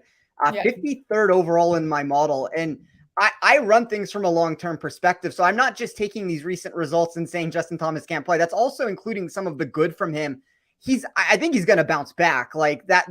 I don't know when it's going to happen. He's in one of these Jordan Spieth lulls where Spieth couldn't play for a really long time. Ricky Fowler put the same thing together, and it's something that happens with these players for whatever reason. It's that they're on top of the world, and then for 6 months they can't play. And just like that, Thomas will be back on the top of a leaderboard at some point. But if there's an injury, I worry about that. I don't think he should be on the Ryder Cup team. I think they're going. I feel pretty strongly he should not. I don't think that he has played where I think that's even appropriate, to be honest. I get it, but no. Yeah, I think he's going to. I think he's going to make it, though. I guess I'll leave it at that. Of course he is. I mean, we know there's still some level of like politics behind it, is what I'll call it. But before you get out of here, one, you guys can catch us on Wednesday. We'll be back, so you'll be able to see us chat and talk about the next tournament, give you guys our last bets before we get in there. You have to tell me now, because I'm asking everyone before they head out, what do you put on your hot dog? Because I broke the internet yesterday, so I just need to know what you put on your hot dog. Ketchup or mustard. Okay, see, ketchup's fine. Spencer said it's fine. Tell people where they can find you, and then I'll get you out of here. Yeah, you can find me over at Rotoballer. I put my model out there. So if you like any of the numbers that you heard today, and I release that every single week, you can find me over on Action Network. I do a few shows over there. The Better Golf Pod show that I do with Nick Bretwish. We have partnered with Underdog there, so you can come do some drafts against us. And then, Stephie, you and I will be back, as you said, on Wednesdays doing the show. So I look very much so getting back started with you with that. Yes. Thanks so much for coming on. I am so happy you're a part of this. Good luck with the show, Stephie. I'm glad to be a part of it in any way possible. Yep. See you later. All right. Bye. All right. Sports guy, but golf guy, contributes to SGPN, founder of Jersey Betting, and sicko that bets can't lay every week. What is going on, Matthew? Stephie motherfucking Smalls Show. Thank you for having me. I'm so happy when you reached out to me to do this. You're going on an hour now. Like, this is going to be – this is a great kickoff. I'm happy we were talking with Lisa Ann, Spencer, just every sport, every topic. Let's do it. I'm happy to be here. Yeah, I'm pumped. How's the tournament playing out for you? I feel like I was off Twitter a little bit, not sure that I even saw your card this week. How's it going? Because I hate Harmon right now, to be honest. Yeah, I love that for him. Stood me up because he wants to watch. I love it for him, but not amused by the situation going on right now. Yeah, I was looking good after day one. I have Jason Day 110-1, so he's gonna finish runner up. It looks like. Yeah. And it's funny because Brian Kirshner and I talked before the tournament, like on our Monday stream, and we were arguing about Day versus Harmon. I was like, all right, side bet, Day versus Harmon. And they're going to finish 1-2. Like 1-2. That is hilarious. So it is what it is. I'm happy for him, honestly, that he hit because, Brian Harmon, whatever. But I'm happy for Brian Kirshner that he hit this ticket. So, But it's been a fun open, I guess. Yeah, it's been fun. I'm happy for Harmon and all the short kings out there. That's a win, for the short crowd here. I have Day and Grillo on my season-long team, so I'm not actually the person that has Harmon has fucking Tom Kim. Fuck, I just realized that. So I will not get the 2-man in that. Oh man, that hurts. I did have Grillo top 10, which will be nice. Was hoping Homa could figure it out. That doesn't seem to be happening. Not exactly the way I wanted this to go. But Homa, I really liked what I saw from Homa stats-wise. I don't want to dive into the stats, but he was really good tee to green and just couldn't really make any clutch putts. But I like what you said about a win for the short kings. I think if you're 5'8" and below, you can kind of pencil it in your notebook as an Open Championship win for yourself. So congrats to all of you guys. Great Open for you guys. Yes, congratulations! You won the Open. It's a huge deal. Did you blacklist anyone? Huge accomplishment. He does need to tailor his pants. I'm gonna keep saying it. I talked about. I saw your tweet. Gotta go. I don't know. He looks like I don't even know what he looks like. He's a waiter. He just needs to. A waiter. I don't know. They're wrong. They're so long. He needs to accept. I think he's not coming to terms with that. He's short, so he needs to tailor his pants though, because you are professional golfer. Let's figure it out a little bit. Yeah, I totally agree. But this was a very hardworking, slow 2 weeks with the Scottish and now the Open, and then there's other 2 tournaments. I was just doing so much, so I'm kind of excited for this week to be done and golf season to make its way around towards football. And you're probably feeling the same way. I see obviously the Giants ball in the back, so you probably got a lot of stuff planned and going on with NFL season around the corner. I do, and you just segued nicely to what I wanted to bring up while you were on. You were a Panthers fan, correct? Correct, Panthers fan, sadly, but it is what it is. Some have seen my no bet list. On there is the Carolina Panthers, but in parentheses, when I put them on there, I think it was 2 years ago, and in parentheses it says, unless they have an exorcism, 2023 ? I think that the up is coming in a way where we might be finding, some nice numbers on them because they might be a little bit more sneaky than people are expecting. What are you thinking about your Panthers this year? Yeah, I was just happy they did something. Traded up. I didn't care who. I honestly wanted Stroud, but I'm not mad that they got Bryce Young. Yeah. So I'm happy they went out and made a move because they couldn't just keep flirting with bringing a new coach, bring in this recycled quarterback.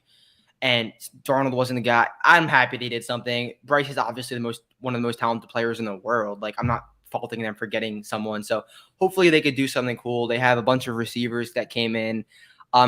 They look like a fun team. So it should be better than it has been the past few years, because I've never experienced any Super Bowl win in my life. We had that 2016 versus the Broncos. That was all I experienced. So I want to get back there, and I don't know when it will happen. Honestly, it gets back to like, you just want to be competitive too. Like, it's a situation where not having a competitive team, it just makes football less fun. At least we have gambling, but you want to see your team succeed. You guys are in an interesting division. Who do you think is coming out of there? Yeah, that's probably one of the most wide open divisions in the league. I don't want to say the Panthers, but I wouldn't be surprised, because the defense has always been there, and it was kind of that like lackluster offense that's been holding them down the past few years. So if they don't got Brady to deal with anymore, I don't know. I'm not really scared of Atlanta. Jameis can always fire something with the Saints. So I'd probably say Saints or Panthers. Yeah, I bet on the Falcons a while back. Like, I mean, this was a while, like right when Lions came out, just because I think that people are looking past them just a little bit. They spent a lot of money in free agency. I think that they are building that team in a way. It's going to come down to what Desmond Ridder can do. We also know Taylor Heineke can win games. So I guess there's something to that. If you're really interested, I don't know that I'm betting money on Taylor fucking Heineke, but that's your choice. I did watch him. You know, he played for Washington and he gave us a run for our money sometime. He's a fine quarterback. But plus 400 for Carolina Panthers to win is not awful. No, I don't think it is, but it's crazy. It's like short odds, though. That's plus 400. It's like, you would think it'd be much longer than that. And it's crazy thinking about like plus 400. That's like a good bet to cash in any other sport, but us being in the golf space 24/7, I think I look at it plus 400 and laugh. So, well, that's the thing. Like, since I started betting golf, it totally fucks me up when I get to football season, because it's like I am so hesitant to bet certain things. Right. I'm so used to, hitting winners like Tom Hoagie last year, 130-1, or like, you know what I mean? You get these odds that are crazy, but someone ends up sneaking out a lot of the times with these longer odds. So it makes football season betting, like, I'm like, shit, I don't really want to bet that. That's not that good. Plus 300, what? It's not that good. Yeah, really quickly to go back on the Open real quick. Yeah. Obviously, this is an event that a lot of the public watches and a lot of the public tunes into compared to like the John Deere or whatever. Right. I can't imagine what they're thinking, taking in all the content or whatever they took in for Brian Harmon to boat race the field. Mm-hmm. Like, we make money on this sport on a yearly basis, or at least try to. And we get results like this. I mean, I hate that it had to happen in like a tournament that everyone's watching, but Brian Harmon coming out and doing this, winning by 6 or 7 now. He's in the fairway on 18. Just absurd. Truly absurd. It's crazy too, because I know a lot of casual bettors, casual fans, like, you don't know Brian Harmon is the thing. Like, these guys, this is a name that actually like a casual fan hasn't heard. They're betting on Rory, they're betting on Scotty, they're betting on Rahm. Like, those are the names that they know. So then for Harmon to come in and be like, actually, I'm going to run away with this shit. Sorry. Yeah. Like, and if you look at the past few results, he finished top 10 last week, top 10 at the Open last year. He's in great form. Like, yeah, he checks the boxes, but still to go out and win a tournament, to go out and win a major, let alone by 5+ strokes, like, this is truly, like, you can't write it. You cannot write it. No, you can't. And I'm happy for Kirshner. That is a crazy hit. I don't even know how much he had on that or what his ticket looks like, but I'm so impressed. Have you looked at next week yet at all? No, I need to detox from golf. I'm still gonna sweat the Barracuda tonight. I got a guy in the second to last group. I gotta sweat Bo Hostler. Like, I don't want to, but I have to. I gotta watch the Barracuda. Bo Hostler, gosh, I love it though. So I'm probably gonna like go get lunch in between, and then I need a detox from golf these next 2 days, and because this major season and specifically these 2 weeks have been a lot. It's a lot. It's a lot. Something later before I let you get out of here. First of all, thank you for coming on. Second of all, going to have you back on. We're going to be doing a lot of NFL content. You will be back here. What do you put on your hot dog? Oh, if you find me holding a hot dog in my hands or putting a hot dog in my mouth, you can call the cops. Okay, no, I'm not a hot dog guy. I'm not either. Okay. Yes. I just don't do it. I can't do the hot dog thing. I feel violated, honestly. I feel feel violated. I feel violated. Oh my.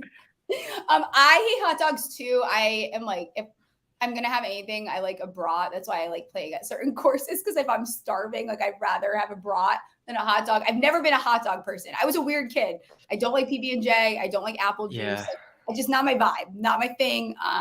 But if I have to eat one, like yesterday, I posted a picture and people were very upset about it. So your choice is to just not eat one, which is totally fine and acceptable. Totally not. Yeah, my girlfriend literally asked me yesterday, like if I would eat a hot dog, and then she said, "Matt, would you break up with me if I had a hot dog?" And I was like, I mean, we got to talk about it. Yeah. Like I always thought kids were sick. Like I would go to sleepovers and like mom would like boil hot dogs. And it's just like, I'm 100% not eating that. No, Sorry. no. You're a nice lady, Miss Lewis. I'm going to have to pass. I'm out. Well, thanks so much for coming on. I will talk to you soon. You'll be back on. Tell everyone where they can find you before you get out of here. Hell yeah. You can find me over on Twitter at Matt_Gannon_. 90% golf content, but there's a bunch of college basketball, football in there too. I dabble in a bunch of spaces, but kind of mainly golf. So hit me up on Twitter. Always free to talk. So thank you for having me, Steph. This channel is going to be awesome. I'll have you back on. We'll chat. Maybe I'll give you a little bit of a break, but I'll catch you next week. Cool. Talk to you soon. See ya. Bye. Bye. All right. More golf. This is the first of 2 Eagles fucking fans that I'm having on launch. Like, what am I doing here? It's crazy.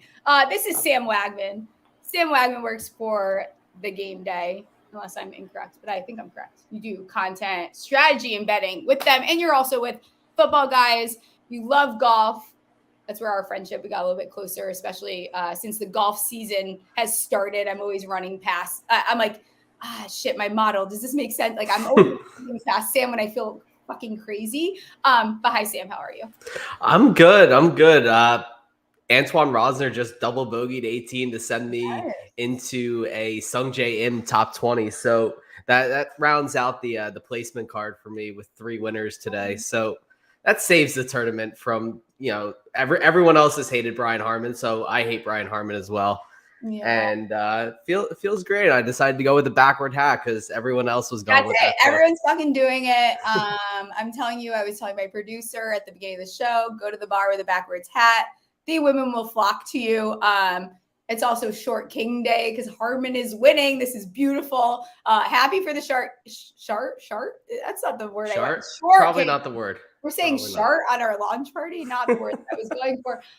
Short King Day. I see Hovland just screwed me out of a top 10 bet, which is absolutely fucking lovely. This tournament could not be going potentially worse for me. I did have Grillo top 10.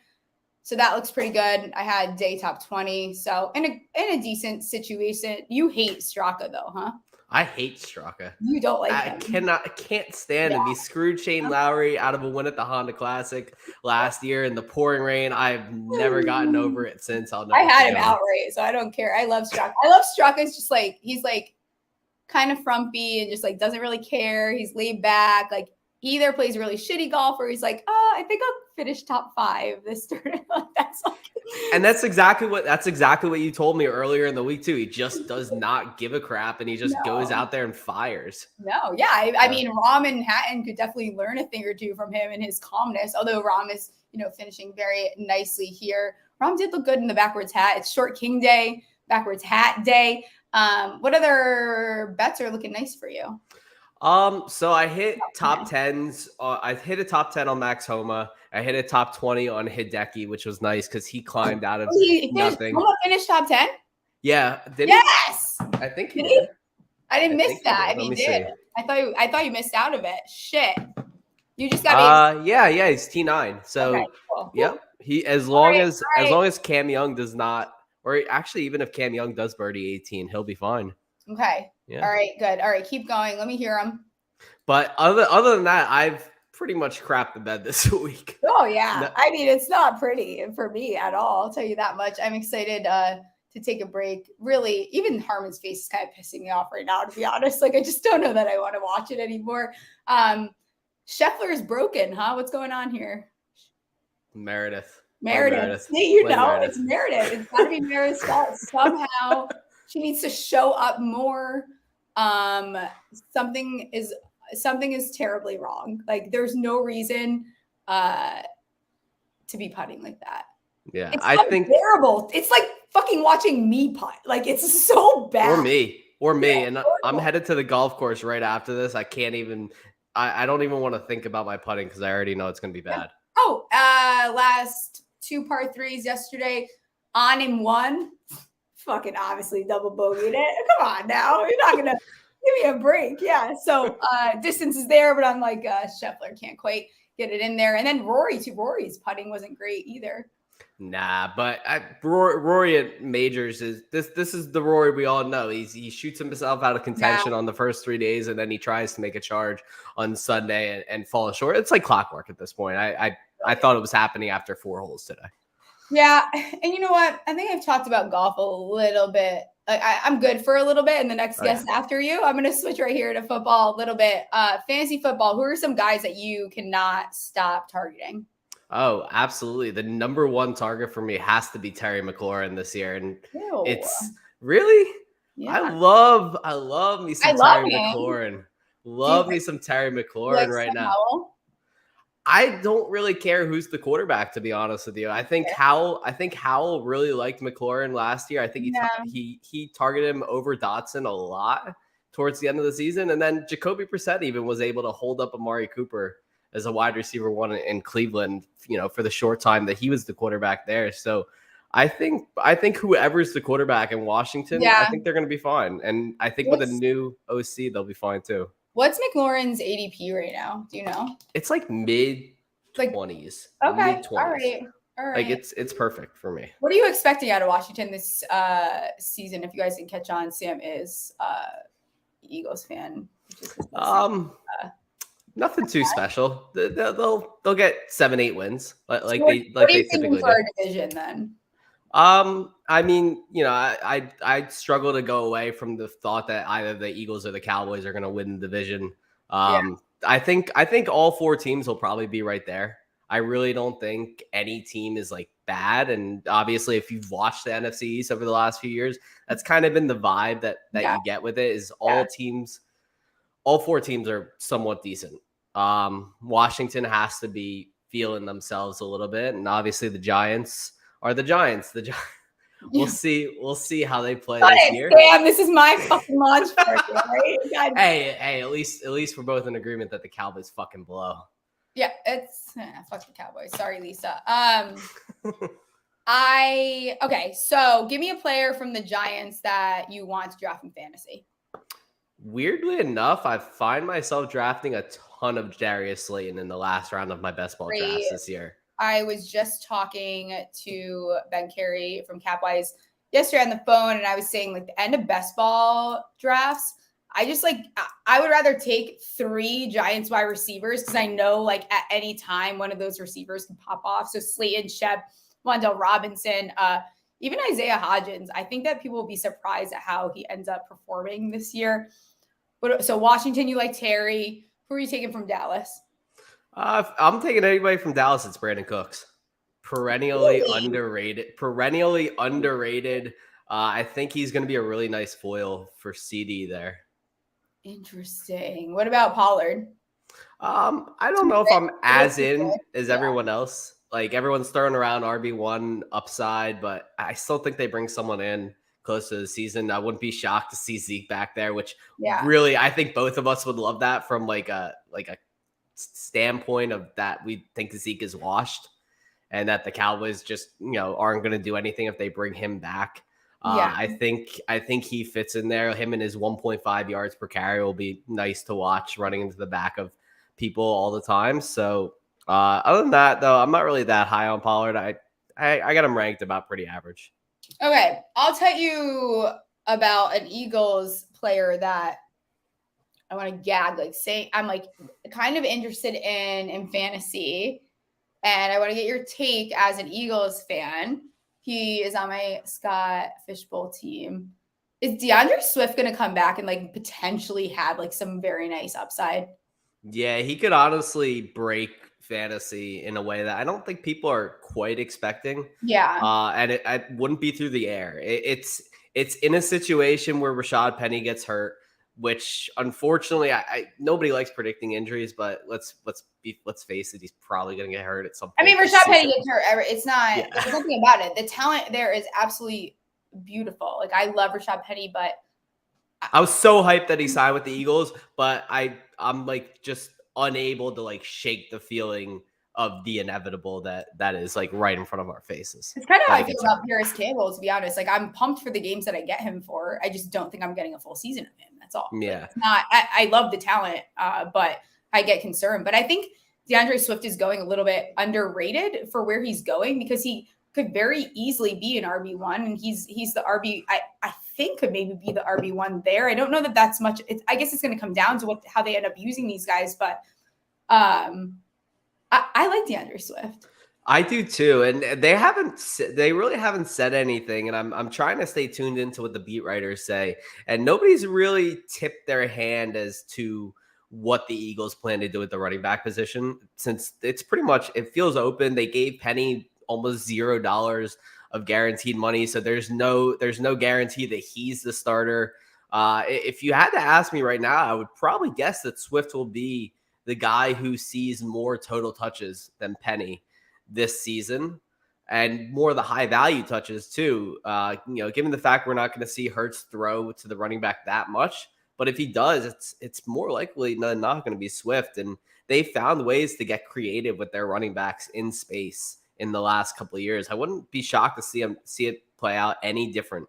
Yeah, I mean, I do kind of agree. I could see them rotating them for sure. Like, I think they probably will do, enough in the air that ends up being the situation. We know that we are going to be starting Boston Scott when they play the New York Giants. We will be betting him anytime touchdown, 2 touchdowns, first touchdown. Outside of that, so he's a good guy to have on your team, because when they play the New York Giants, which they will do twice this year, you know that you're going to get some nice points from him. What about Devontae Smith? Because I find myself a little bit higher on him than the general consensus I see. I mean, he's literally my favorite player in football, so I'm always going to be higher on Devontae Smith, similar to you. And yeah, I think it's justified. The ADP's gotten high for sure, so I haven't drafted him as much this year, because a lot of times it's hard to take him as your first over some other options that are, falling down there. But he's just such a great player. He's one of the best route runners in the NFL. He plays such an integral role on this Eagles offense, opening up the field for AJ Brown to move around downfield, that I think he's easily going to go over 1,000 yards again. He could easily push for 100 catches like he almost did last year.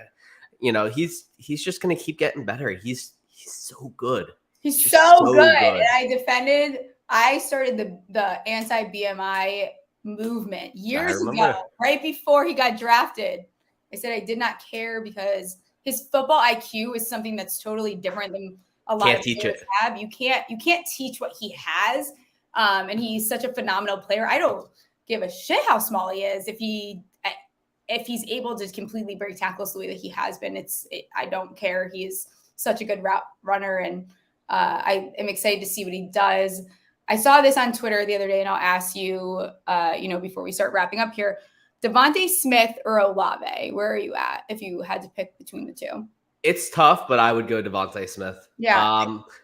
And I really, really like Chris Olave this year. It's just, there's something about the Saints that rubs me the wrong way. And I can't shake that Andy Dalton played better than Derek Carr did last year.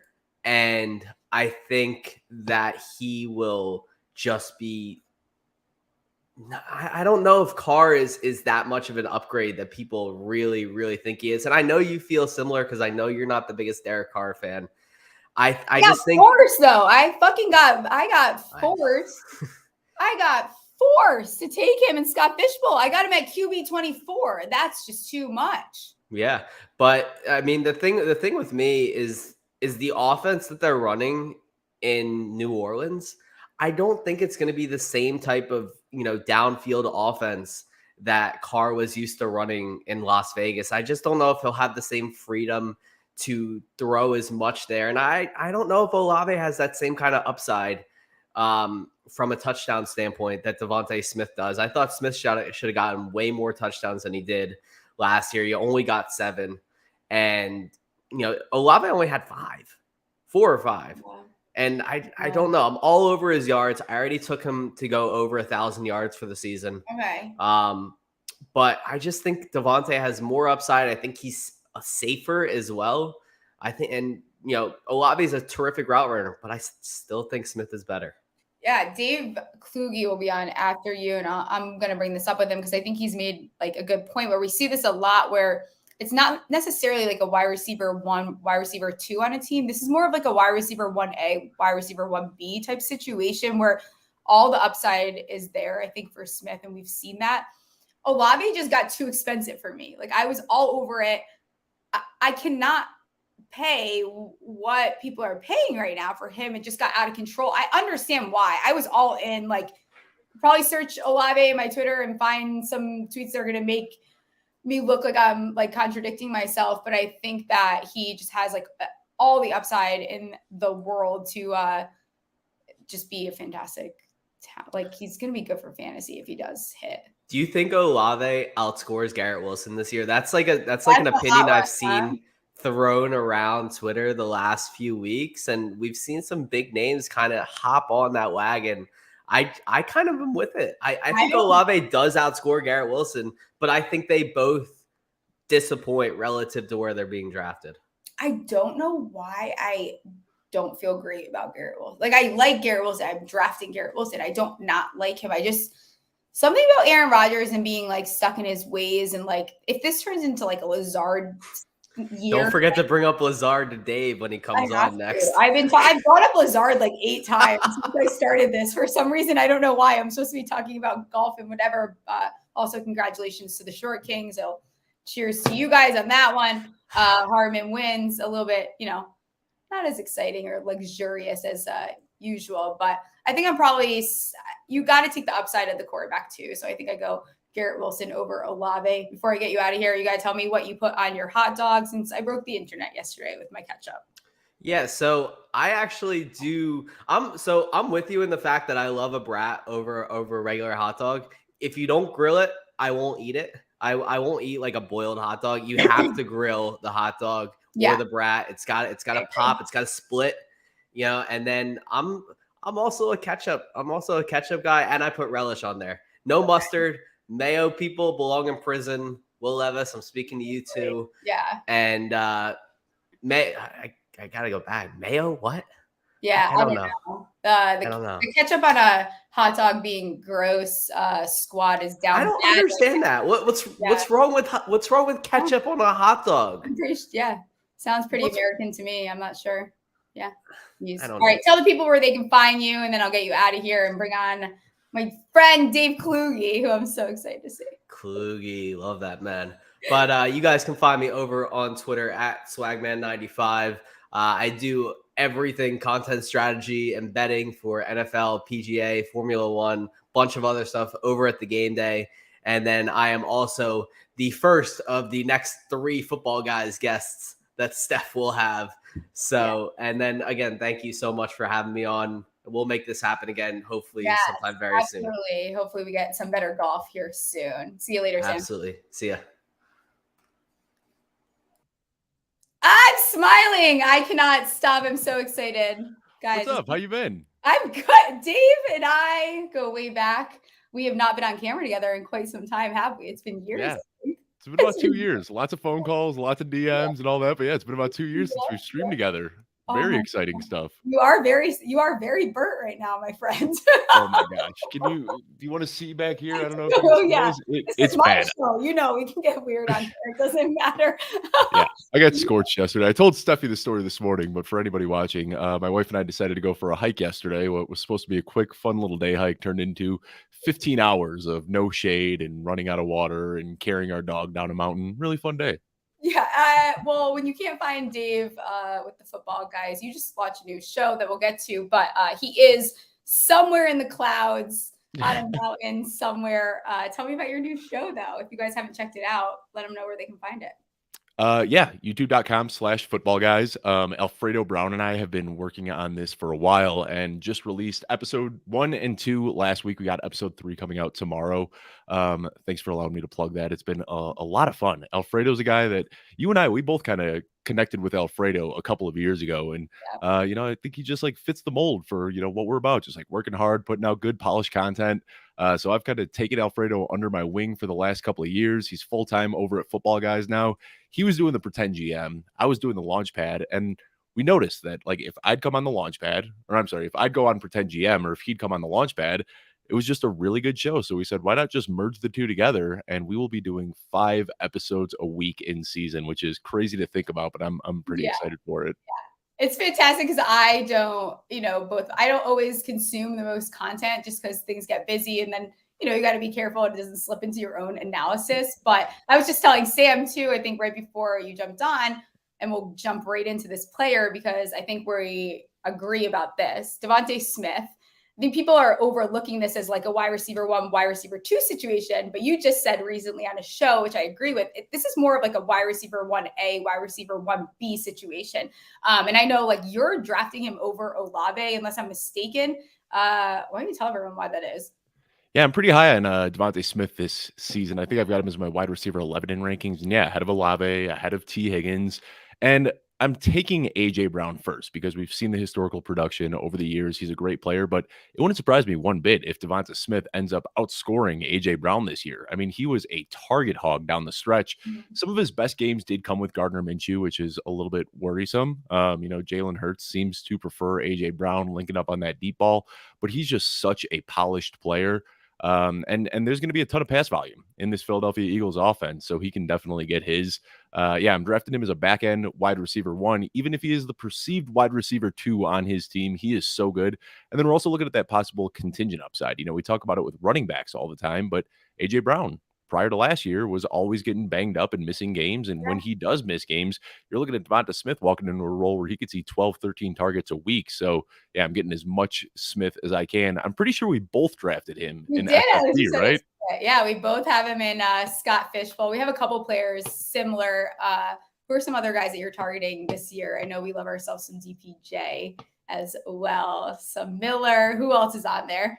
I can talk about Donovan Peoples-Jones a little bit. I tweeted about this a few days ago, but it's wild to me that there's like a 6-round gap in ADP between Elijah Moore and Donovan Peoples-Jones because DPJ, his first 2 years in the league, didn't really do much. He was just a field stretcher. He'd get 50 yards downfield and hope for a Hail Mary from Baker Mayfield. And then last year, his ADOT dropped almost 5 full yards. He developed into this really polished route runner, was commanding a bunch of targets, hit a little over 20% target share last year. And now we're looking at Elijah Moore, who showed us like a 4-week sample in his rookie season where he looked really good. And outside of that, hasn't really shown much at all. So I think it's kind of crazy that people are just anticipating Elijah Moore to step in and be the immediate wide receiver too. And the argument I've heard is that he has a higher ceiling, but I don't know if I necessarily agree with that because we've seen Donovan Peoples-Jones increase every single metric every year he's been in the league. And I think he can still continue to develop here. Yeah, and last season I was talking about this to you like last week or whatever. I was winning. I think I won more money on him at the end of the season because Vegas just didn't catch up on it. They did not figure out that this was a guy that was producing when he was getting the ball, he's getting the yards, and he's going to go over whatever that line that they set. It was just egregiously low. It was always set at like 30 something, and he's going far beyond that. Someone just mentioned, and I actually haven't talked about Drake London yet on this stream, which is an interesting comment. People are very high on him. I think I was higher. Him and Olave, I was higher on until we kind of approach this redraft season where I'm finding myself realizing maybe I'm not as high on them as I thought I was. Where are you at with Drake London? Maybe just the Atlanta Falcons in general. Yeah, I mean, I'm a little bit scared with London. Obviously, just looking at the projected pass volume in that offense, they haven't made any huge improvements. I don't think that it's just going to suddenly go from Mariota to Ritter and become like a 600, pass attempt offense. That's not going to happen. We saw a slight uptick. They went from like 24 passing attempts per game to 28 passing attempts per game with Ritter, but still 28 pass attempts a game is not a lot. When you got Bijan Robinson, he's got to eat. You got Kyle Pitts and Drake London. And I mean, this is kind of a spicy take, and I know Jeff is actually coming on after this. Yeah. And Jeff and I have had this conversation before back on the launch pad. We've talked about it a bunch. we are both in the camp that Kyle Pitts is a better receiver, not just a better football player, a better receiver. He's bigger, he's taller, he's faster, he's got a bigger catch radius. If you start looking at all of the metrics, his target share, his targets per route run, yards per route run, all of that stuff, Kyle Pitts is the better receiver, and you can get him 3 rounds after Drake London, and you could put him in your tight end spot, which is a more premium position. So that's where I really see the biggest deficiency in Drake London's, ADP and value this year, is that I think that we're just, expecting him to take a huge step forward, and he can, but I don't know if this is the offense for it. So for me, it's really tough to pull the trigger on Drake London in drafts this year. And he's going the same as Olave too. That price just started getting a little bit too high than I'm personally willing to pay. I think Desmond Ridder, I have been finding myself in those late rounds taking him because I think that, you know what, that's where you take like a stab at it, because there is probably some upside there, especially with how athletic he is. And we don't really know what we have yet. He got drafted where he did in the NFL draft for a good reason. And I think that we'll see what comes of it. Talk to me about your Bears. It was a weird draft, though. It was weird as hell. QB values in that draft were so out of whack that I don't know if you can assign normal logic to what happened in that draft. So I'm with you though on Ridder. I'm kind of, I think that we're getting a little too steamed up on Drake London. Even Kyle Pitts has a ton of risk where he's getting drafted. Bijan Robinson already going as the RB2. So if we're putting that much faith in all of these guys to produce, why wouldn't you want Ridder, the guy that's going to be facilitating this offense, and a guy who has sneaky athleticism and can rush the ball as well? So I'm with you. I find myself drafting a ton of Ridder in the 17th, 18th rounds of my draft. Yeah, and if you are high on those guys, I do think Arthur Smith to win Coach of the Year is actually a really nice bet. I've already placed that. You probably get a little bit more value on that than betting on them to win the division, which who knows if that'll end up happening. But I kind of feel that way, and I know you feel we do not have the same opinion on this player, but I struggle with everyone being so high on Steelers players. All the Steelers, you want all the Steelers, but we don't want Kenny Pickett. So recently, I've just been taking the value and stacking him, with the rest of those players, because it's hard for me to rationalize being in on these guys, but not wanting Kenny Pickett, who I don't really like Kenny Pickett at all, to be honest. But it's hard for me to be like, but I love the offense. So what do I do with Kenny Pickett when he's just keeps falling to me? And we saw that a couple of years ago where Deontay Johnson was getting drafted as a top 20 wide receiver. Najee Harris was going to the back end of the first round. Yeah. And then Big Ben was going undrafted. Nobody wanted Big Ben, but everybody wanted these pieces of the Steelers offense. And that was kind of the same thing with Pickett. You see this with a ton of guys, honestly, even Kirk Cousins, everyone touting, you want to tout JJ last year as wide receiver 1, but then you're not willing to take Kirk until QB 18, even though he puts up, QB 13 to 6, whatever it is every single year. You're not willing to do that. Speaking of quarterbacks, Justin Fields, how high are we taking him this year? Because I'm all in. I've got him as my QB5. I think last year, he was putting up elite numbers down the stretch, not just pretty good. Let's get excited about this. He was putting up over 20 points per game down the stretch. Yeah. And I've been saying this to anybody that analyzes fantasy football or anything like that. Just take the first 5 weeks of the Bears season last year and throw it away. Those games do not count. They don't matter. They were running 14 pass attempts per game. They were running the most watered down high school offense I'd ever seen. And I get it. Last year was the first time in Chicago Bears history. This is a mind-blowing stat. I don't know if you know this one, Steph. First time in Chicago Bears history that they had a new head coach, new general manager, and a new week 1 quarterback. We're talking about a 100-year-old franchise, and this is the first time they've ever done that. And I think that everyone was just kind of slow to get up to speed, and we really didn't see much of an offense for the first few weeks. And then all of a sudden, when they unleashed Justin Fields and let him start running, then he's just putting up top 5 quarterback finishes week after week after week. And he's doing that with Amir Smith-Marset and Equanimeous St. Brown and N'Keal Harry and Byron Pringle. It was a joke last year, the guys that he was thrown to. And now he's got DJ Moore as his number 1 weapon. He's got Chase Claypool, who I'm not totally sold on, but, hopefully with an offseason to acclimate, he could do a little bit better. Darnell Mooney's going to be back and healthy. Robert Tonyan, who's a great pass catcher. Yeah. And then on top of that, drafting Darnell Wright and signing, drawing a blank right now. Not Ben Powers. Yeah, Ben Powers, right? The guy from Buffalo. So they've beefed up the offensive line as well. So if we saw him putting up top 5 finishes consistently last year with nobody on the team, I think that's his floor, and we could only see him improve from there. So I'm with you. I mean, the way I look at it, his range of outcomes is similar to Josh Allen, Jalen Hurts, Patrick Mahomes, all these other guys. And you can still get him after them and after Joe Burrow and after Lamar Jackson. So I don't want to be that homer that is like all in on my team's quarterback, but I find myself drafting so much Justin Fields. Oh, it's fine. I mean, we already know I've been touting Daniel Jones for how many years at this point, but I think Daniel Jones is in a similar situation where his weapons have improved. You get a little bit better of an O-line, and in fantasy, I'm not saying the Giants' success is going to come from it, but from fantasy, like there's a lot to like about Daniel Jones, a lot to like about Justin Fields. Are you pairing him with more often than other players on the team, or who you find yourself drafting with Chicago? You know, there aren't a lot of pass catchers that I'm really in on. I find myself drafting DJ Moore just because of the way the ADP shake out, they kind of go at the turn. So if you end up at that like 5-6 turn, I do find myself doing it just because you want to stack, for game theory. But and I did it in Scott Fishbowl as well because Scott Fishbowl, I want people on my team, but there definitely is risk that, they don't take a huge step forward. I mean, when you look at all of the examples of teams trading for wide receiver one, when it was Stephon Diggs going to Buffalo, AJ Brown going to Philadelphia, DeAndre Hopkins going to Arizona, all those teams up their pass rate the following year. So I expect the Bears to up their pass rate, which would help DJ Moore. But for him to live up to his ADP, I mean, they need to up their pass rate like 30 or 40%, which is a huge, huge leap. And I'm not saying they can't, because we saw Justin Fields, lead a competent pass offense in college. But you're asking a lot for him to take that step forward. So I am sprinkling in a little bit of DJ Moore here as well. But really, the only two guys that I'm really in on for Chicago are Justin Fields and then Roschon Johnson.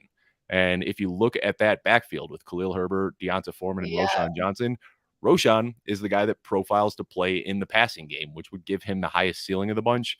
I don't know. Khalil Herbert, everybody likes him. He puts up the really fun efficiency metrics, but I'm not convinced that this new staff likes him. It was an old GM that drafted him for an old head coach, and the new regime doesn't seem sold on Herbert. Yeah, he felt sexier when Roschon was not part of the equation exactly. But NFC North, how do you see this playing out? Because I see a lot of, I think I mentioned it the other day to you too. I love that everyone loves Jordan Love. It's a lot of love in one sentence. I love it. I love that for everyone else, but I don't understand why we're putting so much equity into a guy that we know nothing actually. I think it's just like, is it history? Do people think that that's what it is? Brett, is that why? I think it's just for 30 years. Like, most people haven't been watching football consistently for more than 30 years. I mean, you're looking at people in their 50s and 60s that have been watching football longer than that. So for most people, it's just ingrained in their head that, like, if you're wearing green and yellow for the Packers and playing quarterback, you're a Hall of Fame level. And I think that that's pretty much where the logic ends there. It's like, oh, you're a quarterback for the Packers, you must be good.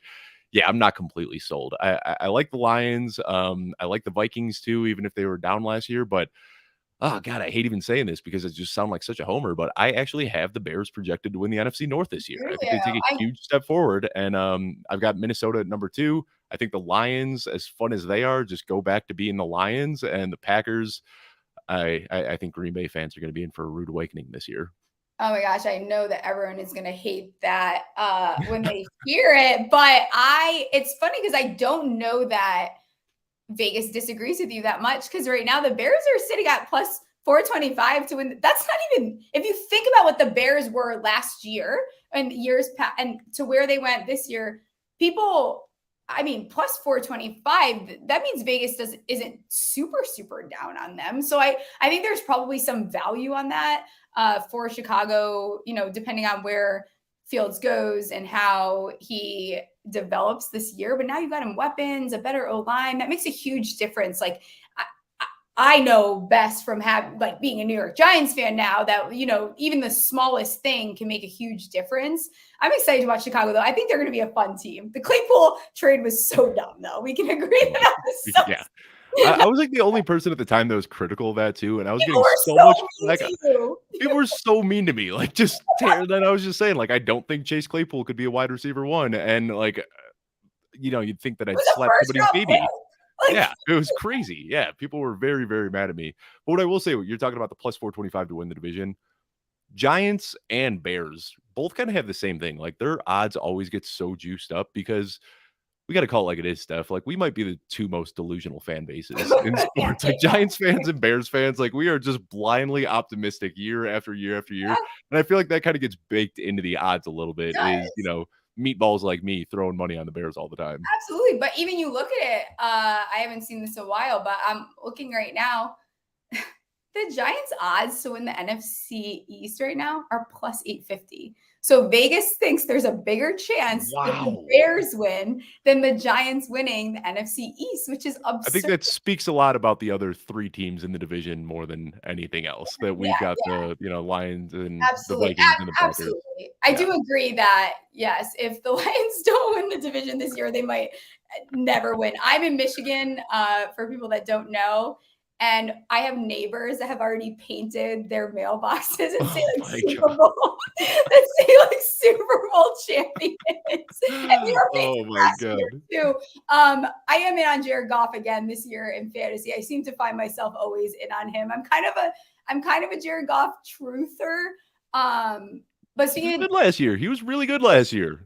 He plays. People forget like of what he accomplished in his past too. Like he's he lost the Super Bowl to Tom Brady. He must be trash. Oh no, shit! Half of your quarterbacks can't even get to a Super Bowl. So I think that we should give him a little bit more credit. Speaking of Stafford, where are you at with the Rams? I actually just did a long discussion on episode 2 of the Football Guys show talking about the Rams. They are my favorite, well, not my favorite, but one of my favorite offenses to stack for cheap because I'm willing to pay up for Cooper Kupp. I mean, if he was going 3rd overall, I'd be drafting Cooper Kupp. But the nice thing is you can get him at like 5th or 6th overall. And then it's not that I think that they're going to be this like high-powered offense, but we know it's going to be funneled through Cooper Kupp, Tyler Higbee, and Cam Akers. So I find myself drafting a ton of them. And then Matthew Stafford is going after all of them. So it's like after I've picked up these Rams players for super cheap, then I just sprinkle in some 15th round Stafford.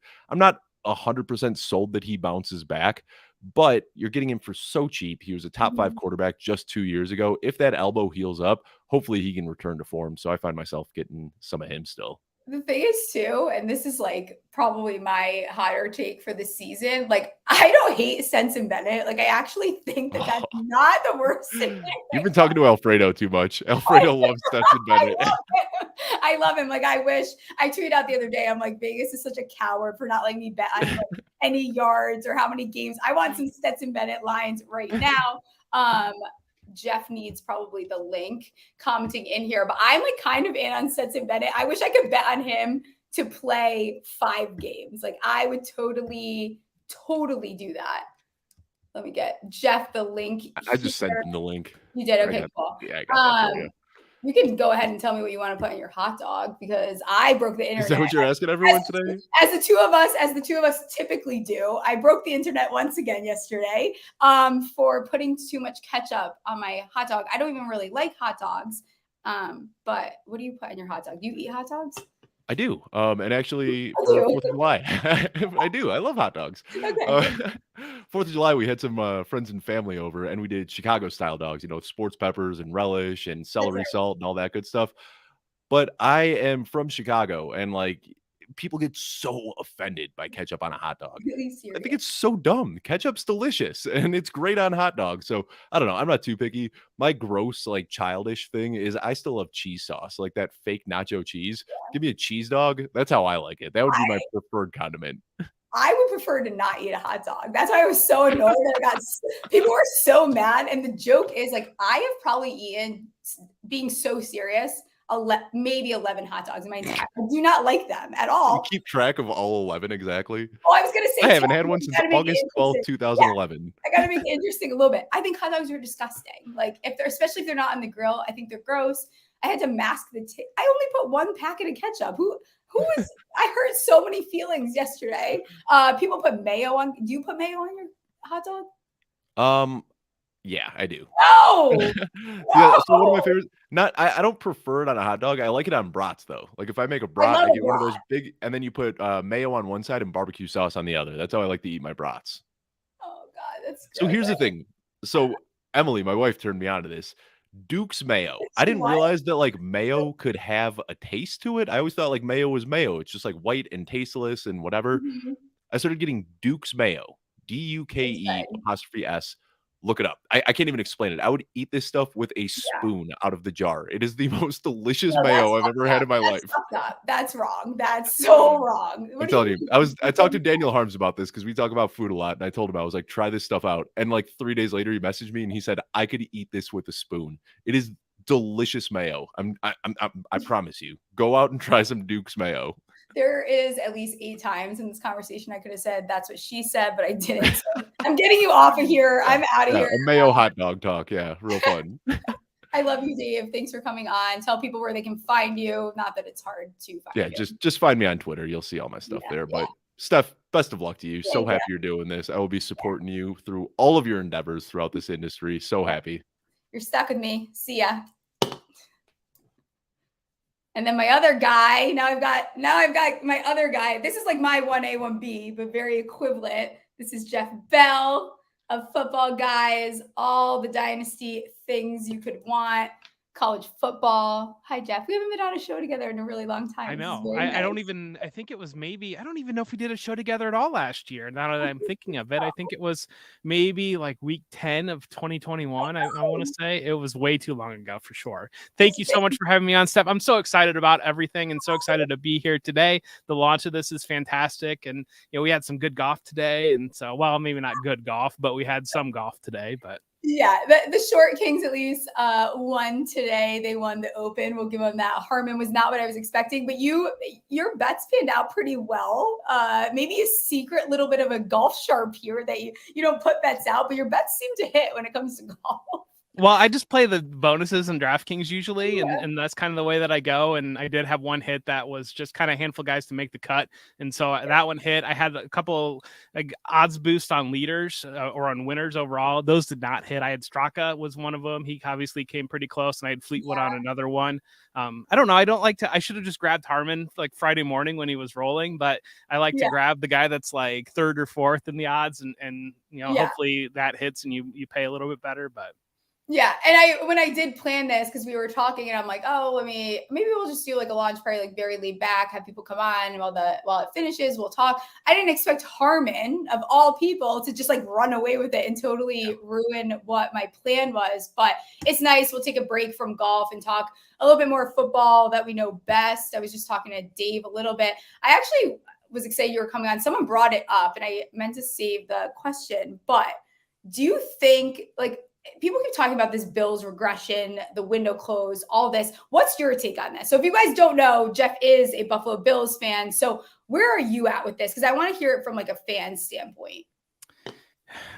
I think that they did a lot of things as well as they could to improve the team in the offseason. I think that offensively, the addition of Damian Harris and the addition of Latavius Murray plus Dalton Kincaid gives them the opportunity to play more 12 personnel, which I think is what they wanted to do last year when they signed OJ Howard. And then he got badly outplayed in camp to the point they had to let him go. They didn't really have that package. They played the least 12 personnel in the league. And so now they're talking about it, that being base personnel. They're talking, Brandon Beans talked about 11 and a half personnel with the way that they're going to use Dalton Kincaid. And so I think offensively, when you have Josh Allen, I think people need to realize half the year how injured Josh Allen was. Yeah. And then when Von Miller went out at Thanksgiving, that really sapped their pass rush as well. And so like the lasting taste that you saw them was that big loss against the Bengals in the playoffs where they really didn't look competitive. But that was one that everybody knows the Damir Hamlin situation, but you're going back and they had a snowstorm at Christmas time. They had a snowstorm at Thanksgiving that caused games to be moved around,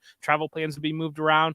They had the death of Dawson Knox's brother right before the season started. They just had, it was just like a never ending onslaught of things happened to them all year long. Plus you're getting over that hangover of that loss to the Chiefs, that 13 seconds loss. And so, I think there's some talk about, I was listening to one of the Ringers podcasts and they were talking about the NBA with the 76ers and the 76ers really struggling. Like, are they going to be okay next year because they had the Celtics essentially dead to rights? And I think that it kind of the same type of thing bleeds over to the Bills where you're feeling like you're 13 seconds away from finally beating this team that you can't seem to beat. And then everything goes wrong. And it's just an entire year of everything going wrong. This is a funny comment here. How do you make content with Kevin? Just made me laugh a little bit. But is it an OSU hat, Jeff? Tell him. It is an Ohio State, and you can see right behind me. There's the Buckeyes right behind me. No, I am in Columbus, and so I am a diehard Buckeye fan. I actually went to Ohio University Bobcats for school, but I have been a Buckeye fan my entire life. And to be honest with you, I don't know how I make content with Kevin, but we try our very best. Hey, he used to make content with me, so I think if you can make content with me, you can make it with anyone. But you and I, we have always been a little bit on the same page with we like to take more than just the numbers into account. So some stuff is situational, and it does suck, but you can't predict injury. You can't predict DeMar Hamlin almost dying on this stuff you can't predict, and that also impacts players more than people realize. It's not as straightforward as look at this team, look at this beautiful roster, look at what they've done. There's other stuff to take into account. How do you see the AFC East panning out? Do you think that there is another team that could give you guys a run for your money? I mean, the Dolphins had them last year. I think realistically, I think you look at that playoff game, had Tua been starting in that playoff game, I think the Dolphins would have beat the Bills. And part of it was the Bills running on fumes. Part of that was they desperately needed to get that bye last year, and then they just missed it, having that game canceled. So I think that was a big part of it. They were pushing very, very hard towards that bye. They knew how injured they were, and they kind of were pushing all their chips towards that. And as you're trying to do that, it's one of those that you see a lot of times towards the end of the regular season, teams can take their foot off the gas a little bit and get themselves ready for the playoffs. So the Bills kind of were the other way, where they had it hammered down because they really wanted that bye and they wanted home field advantage. And so I think I think the Dolphins would have knocked them off had Tua been healthy in that game. Skylar Thompson played a passable game for him, but that certainly was a massive difference in that team. So I think that's real. I mean, they added Jalen Ramsey. They're a team that you still need to consider. The Jets, obviously right there, the defense, the Jets beat the Bills once last year, and adding Aaron Rodgers adds an entire different complexion. We've seen players like that come in. Remember Peyton Manning's first year in Denver, how they kind of rallied around him, and that really was that missing piece that they had for so long. So I'm certainly not writing off the division. I would be very skeptical, and it would be Bill Belichick's greatest coaching job ever if the Patriots were to win the division. But I do think it's a 3-horse race, and I think it's legitimate. We might have to add, the NFL might have to just stop if the Patriots win. That would be unbelievable. I think that, actually, where are you at with Mac Jones? Because I don't know that I have I'm good. I think that Bill is ready to go off into the sunset and just leave his legacy as is. He's kind of reminding me a little bit of these quarterbacks that can't go down at the right time. Like when it's, it's time to go. We saw it, happen with a bunch of these guys, Big Ben, Matt. It's some of these guys, you got to know when it's time to quit. And Bill Belichick might be approaching that.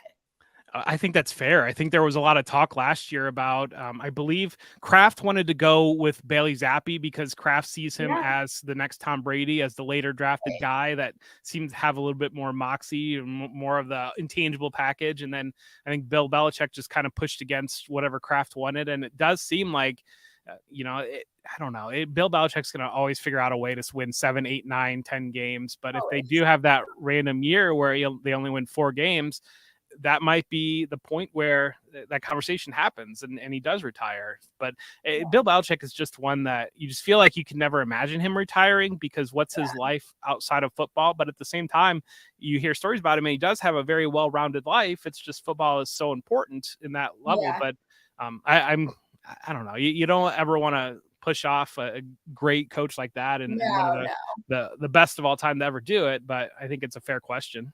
Yeah, absolutely. Who are you drafting any players from the Patriots? You find yourself doing it more often than not? Because I struggle with them a little bit. Well, you know what guy I'm occasionally drafting that you made I think you made a gross comment when I showed you, but I am grabbing Gesicki just because of where he's landing. I did know that you were answering that. I did want to hear you say it, but because I'm starting to understand why, but you tell me why you are doing it. Well, I think he could be the primary receiver, and anytime you have a tight end that could be the primary offensive weapon in an offense, you want that. And the ADP that's sitting with him in underdog drafts, you can get him in 16th, 17th round. I really wanted him in Scott Fishbowl, but Daniel Dopp was in my league and he sniped me right before it.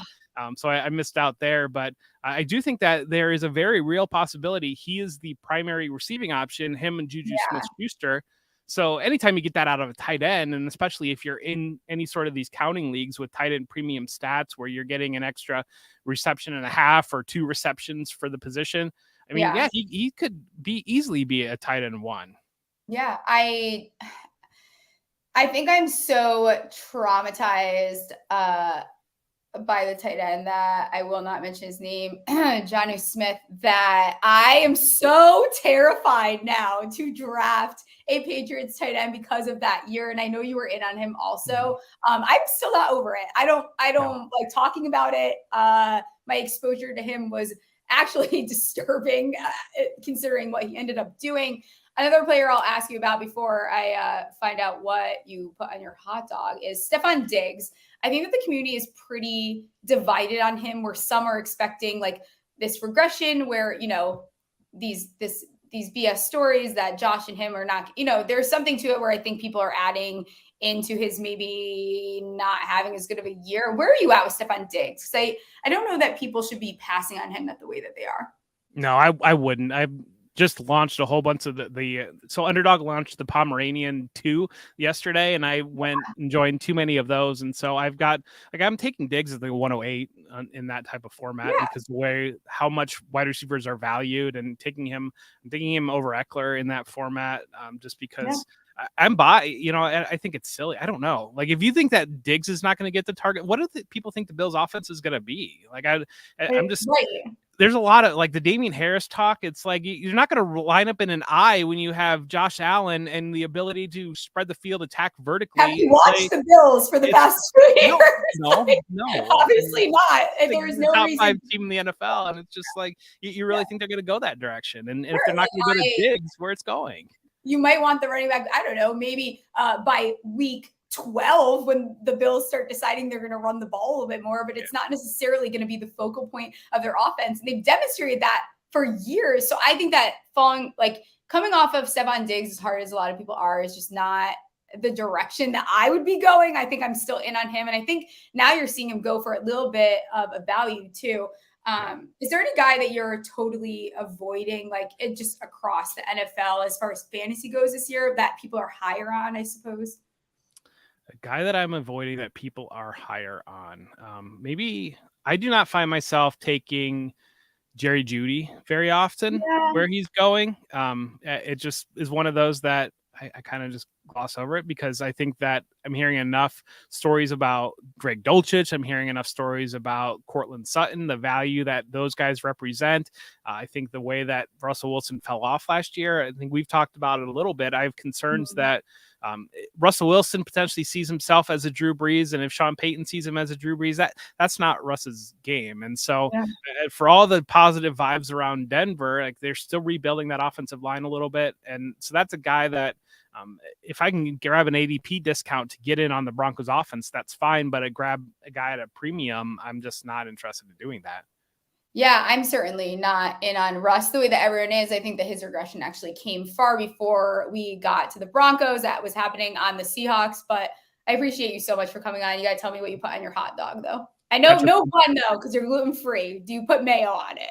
I get gluten-free buns, but ketchup only. So okay, see, I think the internet's crazy. I got so much hate for it, but all my guests seem to like ketchup on their hot dog. But see, the thing of it is hot dog is a very situational food. And so if you're on the golf course and you're going to grab one at the turn, that's one area, or a ballpark, or, you know, maybe at a cookout, like it's one of those that after you've had the good cheeseburger at a cookout and you're kind of in between of like, I probably should not eat a second cheeseburger, but I'm still at the cookout, and so I'm still interested in doing something. Then you can grab a hot dog. And in those situations, you're usually moving around a little bit when you have the hot dog. So like these fully loaded hot dogs, good luck with that.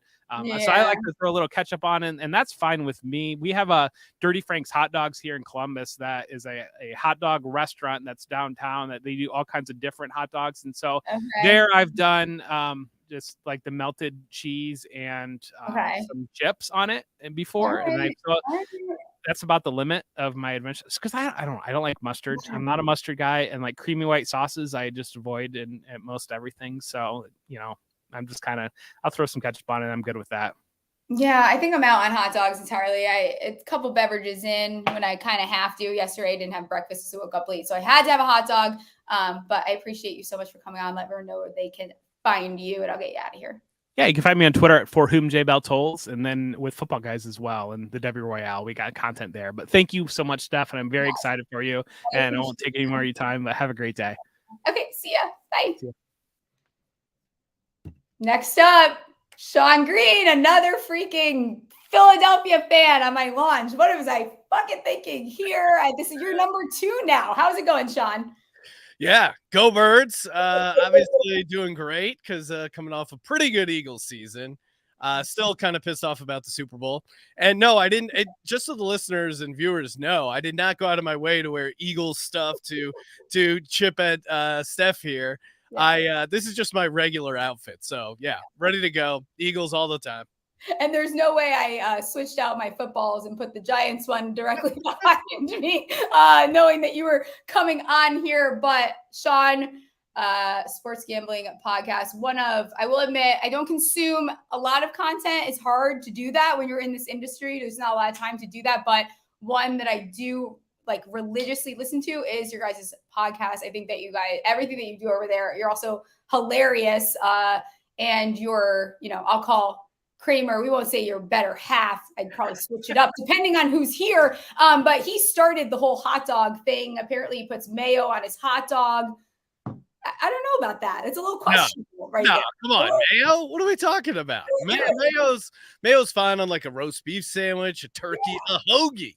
Mayo belongs on a hoagie. If you're putting it on a cheesesteak, a hot dog, you're out your goddamn mind. Yeah, I mean, for me, just in general, when I'm eating a nice cut of beef, and this applies for like coffee, a whiskey, I think less is more. And hot dogs, you could kind of go either way, but for me, I usually keep it simple: mustard, some onions. I'm not like an anti ketchup guy. I feel like I've whittled ketchup out of my life for the most part, and that's mostly because just years of drinking and sweating out bets, my stomach has been destroyed. So any tomatoes are not good for it. But I don't have as strong a take, but mustard for me. Yeah, most things. I mean, I'm taking a Pepsid routinely every morning at this point. Who knows? Maybe it's going to turn. Pepsols, the game. Oh, yeah, of course. Yes, every single time. Hot take. I actually think good French fries don't need ketchup. But I will ask you, we'll stop talking about hot dogs here, despite it being Kramer's fault that I had to talk about them today. But I'll actually ask you, because I'm starting this show. You guys have a show that I absolutely adore. If you were to give me one piece of advice moving forward as I start this, what would it be? Because you guys, the amount of success that you've had and the community you've built is absolutely awesome. Don't work with Ryan McKay. So that's well, I was talked. Yeah. All right. Let's see. I'm gonna come in here real fast and say, "Fuck you, Sean." I've been nothing but great to you. You look like you just woke up after you were passed out at a Jimmy Buffett concert. Like, wait, the truck's leaving. Oh, come on, guys. I might have done a little bit of LSD last night, so sorry. That's that parrot life you're living there. Let's see. I mean, it's kind of the same stuff I think a lot of people would give you. I would just say, continue to keep it real. And then, I would say, like, don't come at it with like focusing on the business aspect first. Like, just focus on keeping the show good, keeping people engaged. Consistency obviously is huge. So, consistency, good mic, good audio quality, good video quality is huge. And then the business aspect will kind of follow after that. So I think some people get into the space and they're like, oh, it's gambling. I'm going to make a ton of money, blah, blah, blah. And then again, you actually have a passion for sports gambling. A lot of people that kind of jump in the space are like, oh, hey, I'm a former athlete, or I was a sideline reporter, and now I'm going to be giving out you, parlays. And you can tell they're like, they don't actually live that life. So I can tell that you live that life. You are a legit gambler. And I don't know, as someone who consumes content, if I listen to a gambling show, I can immediately tell whether they're actually betting on this stuff, because you can hear it in their voice after they get their ass kicked, or if they have a really good run. If you're not like actually gambling on this stuff, that's actually my biggest piece of advice. Actually gamble on the stuff you're giving out, which seems obvious, but a lot of people don't do it. Yeah, and you can hear it. Like, I think that's one thing that I don't have as successful as a podcast as you do, but I think the authenticity, people don't realize how quickly it is to catch on to bullshit. And I think the consumers notice that. Like, they want it to be very personable and to feel your emotion of when Chig doesn't get the first touchdown. Like, that is something. And that's something they know and they can feel. But I appreciate that. Talk to you about the NFC East. You guys running it back finally. Are we going to get another winner here? Yeah, what is it, 2004? Since we saw back-to-back NFC East champions. Yeah, I mean, how do you not like the Philadelphia Eagles? The biggest concern for me was losing Javon Hargrave. Then you get Jalen Carter, Nolan Smith, both in the first round. Shout out to them. Help me dominate the mock draft world. But yeah, I mean, I think the other thing to me as a fan, like the biggest concern would be losing Shane Steichen as a play caller. Yeah. I thought he did an awesome job of getting the most out of Jalen Hurts. The plus side is they promoted their quarterback coach, Brian Johnson, who has known Jalen Hurts since he was like 4 years old. They have a great relationship. So optimistic about that. And maybe the secondary has some issues there, safety, run support with the linebackers. But again, the scariest thing as an Eagles fan is this Eagles team with expectations. They always do better when no one believes in them, when they're the underdogs, that kind of stuff. Like even in 2017, before Carson got hurt, they were like 30-1, 40-1 to win it all. And then they caught lightning in a bottle. Wentz gets hurt. Foles comes in. They catch lightning in a bottle twice. So it is a little scary to have expectations with this team, but roster wise, head coach wise, I definitely feel optimistic. The division as a whole is pretty interesting. The Commanders, I think, are just their roster isn't horrible, but Ron Rivera, to me, and we were talking about this on our podcast, he's the new Jeff Fisher, where it's just 7-9, 8-8, 8-9 now, or 7-10. I mean, their win total at 6.5 is kind of interesting because I think they can be not great and still get over that. I would go under. They brought in Eric Bieniemy. They sold the team, and now it feels like a real transition year for them. Dallas, as we know, Dallas sucks. I just don't understand. Like, they got rid of the one thing that was working, Kellen Moore and the offense. I don't understand that move. And then your Giants, Brian Daboll. I like Daboll before he signed with the Giants.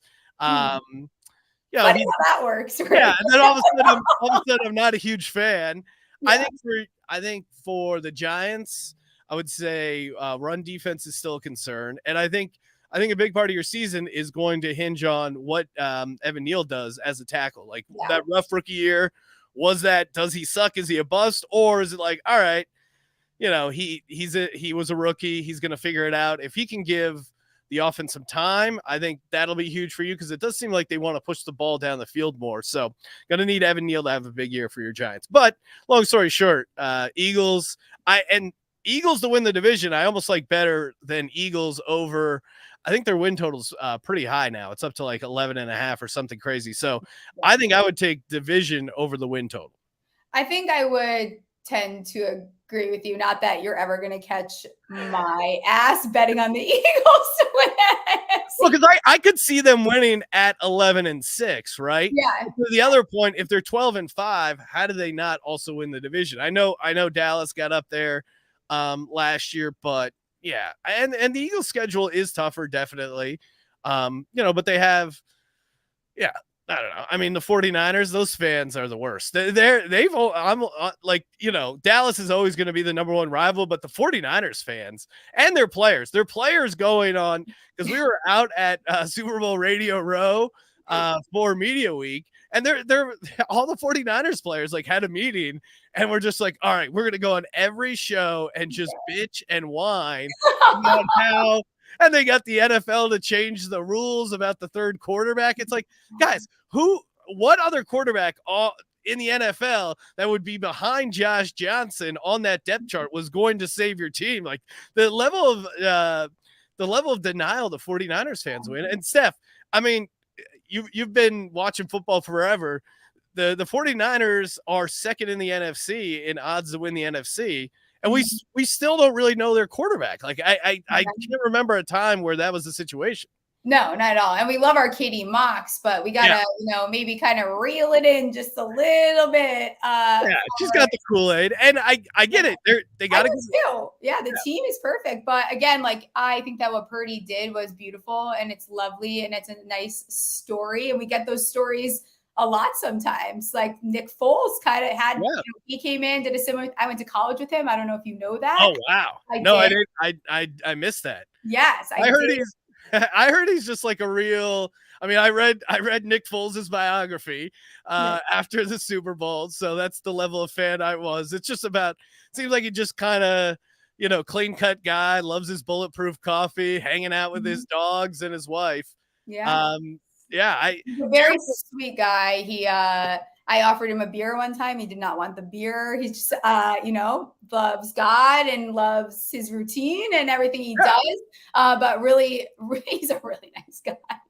He seems it. Like there's that moment. I'm sure you've watched the 2017 Super Bowl mic'd up numerous times as well. But there's that moment where they had recovered the fumble of Brady and they're about to go kick a field goal or get a first down. And he's in the huddle. He's just like, all right, guys, first of all, I just want to say, I love you. And it's like, oh man, he seems like a real softy and a real sweet guy.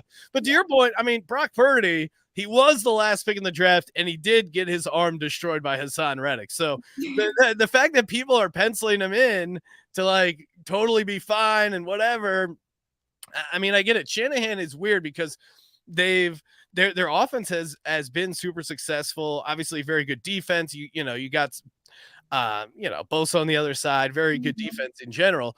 But it's weird. Like the 49ers have succeeded, or like, somewhat succeeded, not won the Super Bowl, but with like, not big name quarterbacks. I mean, Jimmy G, et cetera.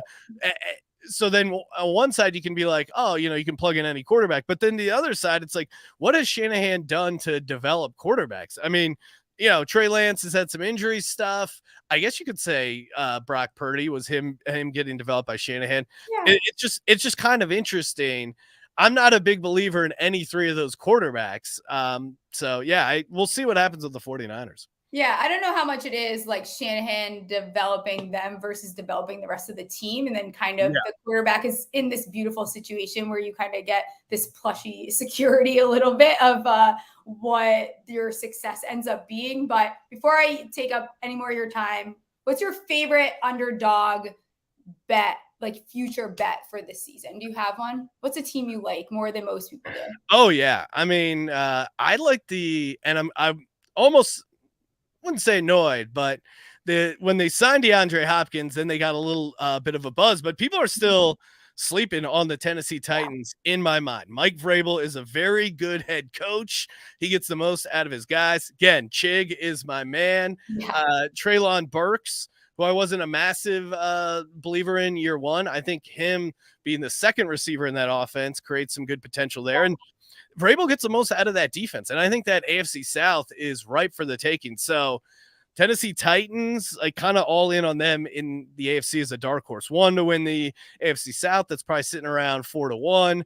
I think even if you're a D-gen, taking them like 50-1 to win the AFC, gamble responsibly, but Ryan Tannehill 100-1 to win the MVP, because when they've had good years where their offense is kind of sniffing around that number one seed. And a lot of people forget they started out 7-2. Things kind of got off the rails. Tannehill got hurt, etc. But, Tannehill is a veteran quarterback playing for his job. Derrick Henry still has a little gas in the tank.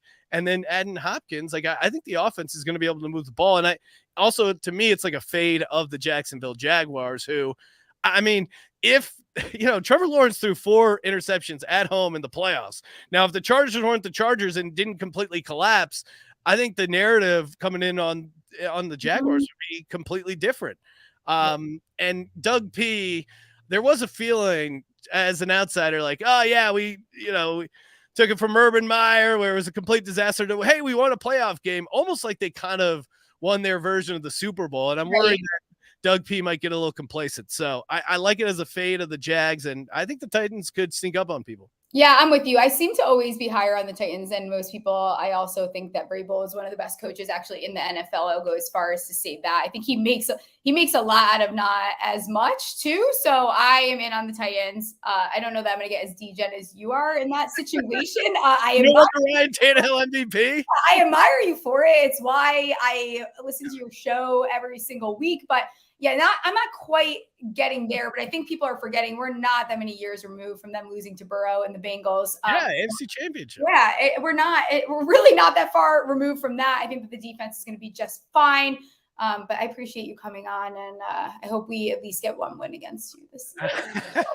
Not if Boston Scott has anything to do with it. Oh, God damn it, yeah. Go Birds. Thanks, Seth. See ya. Next up, JJ Gruden, my guy. It's been so long. It's been like a year and a half how we've been going back and forth thinking we could do something, and finally we're here. Trying to make it work. I was just like, you know what? I'll make my own channel because I need to get JJ on, and the only way it's going to happen is if apparently I have my own show. How are you doing? How'd golf pan out for you? Do you have any golf bets or? I had a lot going on this morning. I mean, I've been up the last couple mornings, like at 5:30, watching this stuff going on and firing off live bets left and right because my future outrights have not been hitting. So I have to get more skin in the game and go live and been doing all that. And I don't know about you, but like for me at home, I have a family down here and I got the main central TV. I have to have it on big screen, everything. So I'm on the couch at 7:30, 8 o'clock in the morning. My boys are coming out and everything too, getting ready. And I'm watching Sepp Straka hit, and I'm like telling my oldest, I'm like, hey Trey, see, every guy, you can be small, you can be tall, you can be fat, you can be hefty like him, kind of like me. I'm like comparing myself to Sepp Straka because I'm like, a little bit heavier weight. And he's like, he came up to me and he said, well, yeah, he's heavyweight just like you, Dad, but he's actually good at golf. And I'm like, damn, what the So he told me how it was. He's like, listen, Dad, you suck. Sorry, dude. yeah, I know it. It's crazy. And then I got my wife coming out too, and she's like trying to figure out why the major is so much more important than other tournaments and why I like this one more. And I try to like explain it to her in like Swifty kind of like Taylor Swift kind of verbiage, you know what I mean? Comparison. It's a good comparison. Yeah, so I mean, it was just crazy. It's been a good day though. Yeah, it's a good day. When I planned this out, my intention was not for Short King Harmon to just like run the fuck away with it as fast as he did. So that wasn't exactly my intention, but you've been putting out, first of all, you have a new show coming up. Why don't you talk about that quick before I grill you on some of these takes that I bookmarked, because I cannot wait to talk to you about futures bets. Oh, I appreciate it. So my dad, Coach Jay Gruden, me and the team at BetJack Casino, we're going to go ahead and we're going to put together a show here shortly. I think we're actually going to start taping this week, which is exciting. It's going to be called Taking the Points. We're going to take my handle, but kind of change over some things a little bit here and there. And we're going to make it a sports betting show for the NFL season for the next 17 weeks. So it should be a lot of fun. We're going to do some preseason futures. We're going to have a lot of guests on, and I'm really looking forward to it. It's going to be kind of pre-recorded, but as the season goes on, it's going to be live during the week. So looking forward to it. Yeah, that's awesome. And I didn't even bring in I was going to bring you on and saying that you're the greatest NFL and CFB handicapper on the planet. Thank you. I appreciate that. I didn't get that from your bio, but I did find it somewhere. You kind of like Aaron Rodgers to be MVP a little bit. I have a little fetish for it. Not gonna lie. It's starting to me a little bit, I think, as well. I don't think I disagree with you anymore. While I still like my bet for the Jets to miss the playoffs just because I am petty. I'm pissed off that we share a stadium with them. I'm pissed off that the Giants got a shitty schedule because of them. But I think there's something to it where we could see Rodgers come in and get these type of stories like Tom Brady to a new team, staff a new team. It's kind of setting up well for him. Well, yeah, I'm just kind of thinking to myself, like, look, if the Jets are notorious for being bad, right? They haven't made the playoffs in how many years? They haven't really had a great franchise in a very long time. There hasn't been this much buzz around the team. I mean, I think a lot of Jet fans try to get that mindset before every season because they're delusional. But I think now if they have a season where they can actually look forward toward the season with Aaron Rodgers at their quarterback, they got everything they need for him. They got a great defense. They got some wide receivers. They got a good offensive line. They got everything that they need. If Aaron Rodgers can win that division, post about like a 10-11 win season, I think, he's definitely up in the top 3 in the running for MVP. Yeah, I give it to him. I think it's one of those, and I think it's good value there. Yeah, absolutely. Is there anyone else you're looking at outside of Rodgers? Yeah, so I like Trevor Lawrence. Yeah. I know I saw coming in and talking about the Titans and everything like that, but I'm a big Jag believer this year. Yeah. I do like what Doug Peterson's doing over there. Calvin Ridley is going to be a very underrated component added with Christian Kirk and then some of those guys over there. So I think he's going to be pretty explosive, and especially if he can lead his team to a 12-13 win season, which he's very capable of doing, because I don't know how good the AFC South really is. Gets those wins and compile some wins, he can very well be the MVP too. So I'm looking at Trevor Lawrence as well. Yeah, absolutely. One thing you do year after year, or at least I haven't known you that long, but the years I have known you, you're not a big Washington Commanders fan, or you just like pissing off their fan base, which is also equally as fun because they are a hilarious bunch. I'm happy for them that they are going to have a new owner, and I hope that makes them less pissy. But we're out on Washington, right? Or what's going on this year? Oh, I'm so against Washington this year. It's not funny. But look, I love the new ownership. I'm really I'm happy for Josh Harris and Magic Johnson. I think they're going to be a great ownership group. Magic Johnson knocked it out of the park with his press conference. Yeah. I think there's good things coming to Washington, but just not this year. I think Ron Rivera is on his way out. And I think this is going to be a perfect time for Washington to throw in the towel and tank. Get Caleb Williams, get a local guy possibly, bring him in as your starting quarterback moving forward. I don't think Sam Howell's the guy. People are getting way too overzealous with him because he won one game against the Cowboys last year with the Cowboys looking forward towards the playoffs, looking ahead game. And then you got and then just Dan Snyder leaving. They're going to get a new regime in. They're going to get a whole new coaching staff in as well behind Caleb Williams. I think it's just a perfect spot for them to tank this year, take their win total under. I just don't see him being a competitive team in the East this year.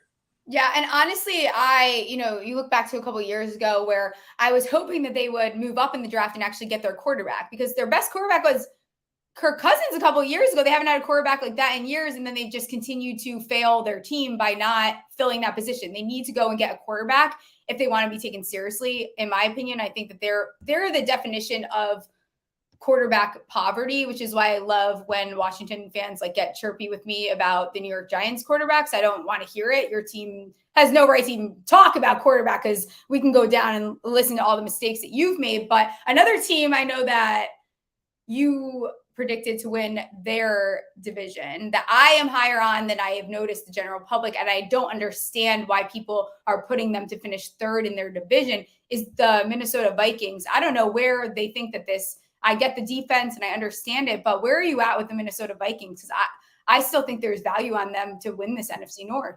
Well, you're not going to like me very much, Steph, because I think you're misreading my little thing there. I think they're going to finish dead last in their division. You do? Okay. Well, this is the thing. I think their defense is really bad. They lost a lot of key parts on defense, and if they're going to want to win, they're going to have to put up more than 24 points a game, and that's difficult. They're the luckiest team last year. They had 8 coin flip games where it could have gone either direction. And Kirk Cousins, I love the guy. It was an awesome documentary, The Kirk Cousins Chain. I loved him in Washington. He was a great quarterback when my dad was coaching. But I just think he overthinks things a little bit. And when you overthink things, I just think that he's going to run into some issues. And if he gets behind too much, he's going to try to do things that he's not capable of doing. I don't think that they're going to be very good this year. I think they're going to fall off tremendously. Yeah. For them to finish last in the division, we're putting a lot of value on Jordan Love that I don't know that I see there. We haven't seen enough of him. And I think the Vikings, their defense is going to stink. Flores coming in, he doesn't do well outside of the position, but coaching the defense there with a lot of young players, I think that their defense is going to somehow, I'll say, surprise people, just because it's not going to be as shitty as people expect. That does not mean that I don't think it's going to be shitty, because I think it's going to fucking suck. I watched what the Giants did to them in the playoffs and almost did to them at that Christmas Eve game as well. So I don't think it's going to be great. I think they have a lot of weapons, and I think they should be okay. Otherwise, their schedule is pretty brutal. So I'll probably look in to get on to their win total, probably a couple weeks into the season, but I think I will take that over at some point. What's another team that you're high on that people are not? I know you're low on the Steelers. But what's a team that you're higher on than most people? I think one that I really like, and I'm doing a lot of betting with them, is the Falcons. Yeah, me too. Tough to, I mean, it's a very lopsided division. I think the Saints are going to be good, and the Falcons are going to be good. I think the Bucks and Panthers are going to fight for the worst. But I think the Bucks actually surpass the Panthers just because I think Baker Mayfield with his experience has a little bit more of a better chance of doing something with his team. Yeah. But I like the Falcons, and I'm taking them to win the division. I like their win total over. Yeah. And I also like Arthur Smith to win Coach of the Year Yeah. because if you get him, you got all the pieces for him there with Bijan Robinson being that Derrick Henry back. And I just think that with him and the supporting cast that he has now and what he's capable of doing in the weak division, if he can win 9-10 games, 10 games would be ideal. I think you can give him the Coach of the Year trophy this year. So yeah, I'm with you. I have all of those bets actually as well. We're never betting Justin Thomas again, right? Are you on that page? Are we out on him for quite a minute? Because Who was it? I just didn't hear you. Justin Thomas. I'm going back to golf before I get you out of here. Oh, he's a fade. We're blacklisting him, right? There's no way. I feel so bad for him because people tell me I'm a better looking version of him. But you see it, right? Thank you very much. Okay. I do see it. But no, I mean, but it's crazy because him, Ricky, and Jordan Speed. It's weird because Ricky had his falling out year like 2 years ago where he wasn't really doing much. And I feel like it's like the same kind of thing that Ricky was going through 2 years ago. He wasn't making cuts. He wasn't playing good. He was losing like every matchup. Justin Thomas now this year has been doing the same thing. He hasn't been making cuts. He's been losing every round matchup. It's been bad to see. Now we're talking about putting him on the Ryder Cup team, and I'm like mind blown at it. I think that's his resume is good and everything, and it's Justin Thomas, but like I don't know. I'd be kind of a little worried there, putting him on, especially with how he's been playing this last season. He's got to get together next year because I'm a big Justin Thomas guy. I'm a big JT guy. Yeah, he needs it's a sad minute. to see. Yeah, he's must be like living proof that maybe getting married doesn't something to these golfers because then they start playing like shit. I appreciate you coming on. Before you get out of here, you got to tell me what you put on your hot dog because once again broke the internet. People were disgusted with my hot dog yesterday. I'm not even a hot dog person, but I'm fucking golfing. I need something to eat. Can't just be playing on Adderall in a high noon. Yeah, Adderall. I love it. I'm surprised that you're eating on Adderall. But look, mine is just ketchup and onions. A lot of onions and ketchup. Okay, so you are a ketchup person. Might have lost you a little bit here, but it was nice to have you on, JJ. I'm gonna kick you out and bring on producer Ryan. I heard ketchup though. Did you hear ketchup? You heard ketchup, right? Now you're muted. And I can't talk to anyone these days. Jeez, I'm sorry. I'm having so many technical difficulties. He said ketchup and onions. I think he keeps it ketchup. simple. All right. I don't understand the onion thing that much, but did we have? Was it like 100? Was it 10 for 10 on people saying ketchup on hot dogs? Astounding. I think that apparently I hang out with the right people. I am friends with the right people because everyone agrees. But I don't know. Dave apparently puts mayo on. Things got weird there for a second. Things got a little weird, but yeah, no. Overall, I thought we had some pretty normal hot dog orders. Yeah, I think that everyone actually should comment on the YouTube show, like what they put in their hot dog, because I would love to know. Like, and subscribe while you're there. But we got a couple of comments. I just wanted to at the end of these shows, I'm gonna come on real quick and like do some follow-up questions with you from the viewers. Maybe some corrections, retractions if we need to. But Adam Patterson says hot dog on his hot dog he likes banana pepper rings, which I think banana peppers on a lot of things, great call. What do you think? I would have to try it. I don't eat enough hot dogs where I could be like, oh, let me try that tomorrow. I'll let you know next year when I try it again. But I do love banana peppers. Like I love them on a sub. So they might be good. I like them on pizza. I like them on pizza. Yeah, I put them on a lot, but hot dog? I mean, I don't like hot dogs is the thing. Like I said, like I'm not really an apple juice person, not a PB&J person. Like I always thought that was very bizarre and hot dogs are gross, but you have to eat. Sometimes you got to do what you got to do. Got it. Jumping around a little bit. Tyler Riddell asks, is 5'9" considered short king? 5'9" inches. That's pretty tall. For guys. Most people that say they're 5'9" are not. So I would say yes. Like I think that most dating profiles it's like 5'9", but really you're like 5'8" or shorter. But yeah. And then the most important question I thought, because I was wondering the exact same thing. Did you have any leftovers from your crazy order last? You tweeted out your order summary. You had fried rice, gyoza pork, crunch dragon roll, edamame, a Tiffany roll, house garden salad, crab rangoon 6, Grand Rapids roll has a little like spicy pepper next to it, and miso soup. You spent $83 on a mixture of Chinese and Japanese food. It looks like from Soho Sushi. Did you have any leftovers, or did you eat all of that? Yes. One, I'm laughing because the audacity of me to spend $82 on food after I got laid off on Uber Eats. Yeah, Trevor Cole. Thanks to Trevor Colvin. I was looking for that. For asking him about that. Yeah. Yeah, it's fucked up. Definitely. But that's like a guilty pleasure of mine. I love to just like, because I like to have options. I did have leftovers. The Tiffany roll, I believe, was free. It was not that good, so I did not eat that much of it. I had fried rice for breakfast. What is a Tiffany roll? I don't know. I have no idea. I just order things. Like I didn't even really know what I was getting. It's like a surprise. Yeah, I did have quite a lot of leftovers, but you can't eat sushi. Like that's weird to eat the next day. So I did have fried rice for breakfast, and I still have the salad that I'll have tomorrow for lunch. Amazing. All right. Well, we'll have follow up with more listener questions, viewer questions soon. We will have an edited version of this 2.5 hour show. Congratulations for going the entire 2.5 hours, Steph, drinking Happy Dads and not going to the bathroom. I'm so proud of you. I didn't say I didn't go to the bathroom. Okay. You didn't get up to go to the bathroom. I didn't get up to go. No, I did not. I have a strong bladder. I went to University of Arizona.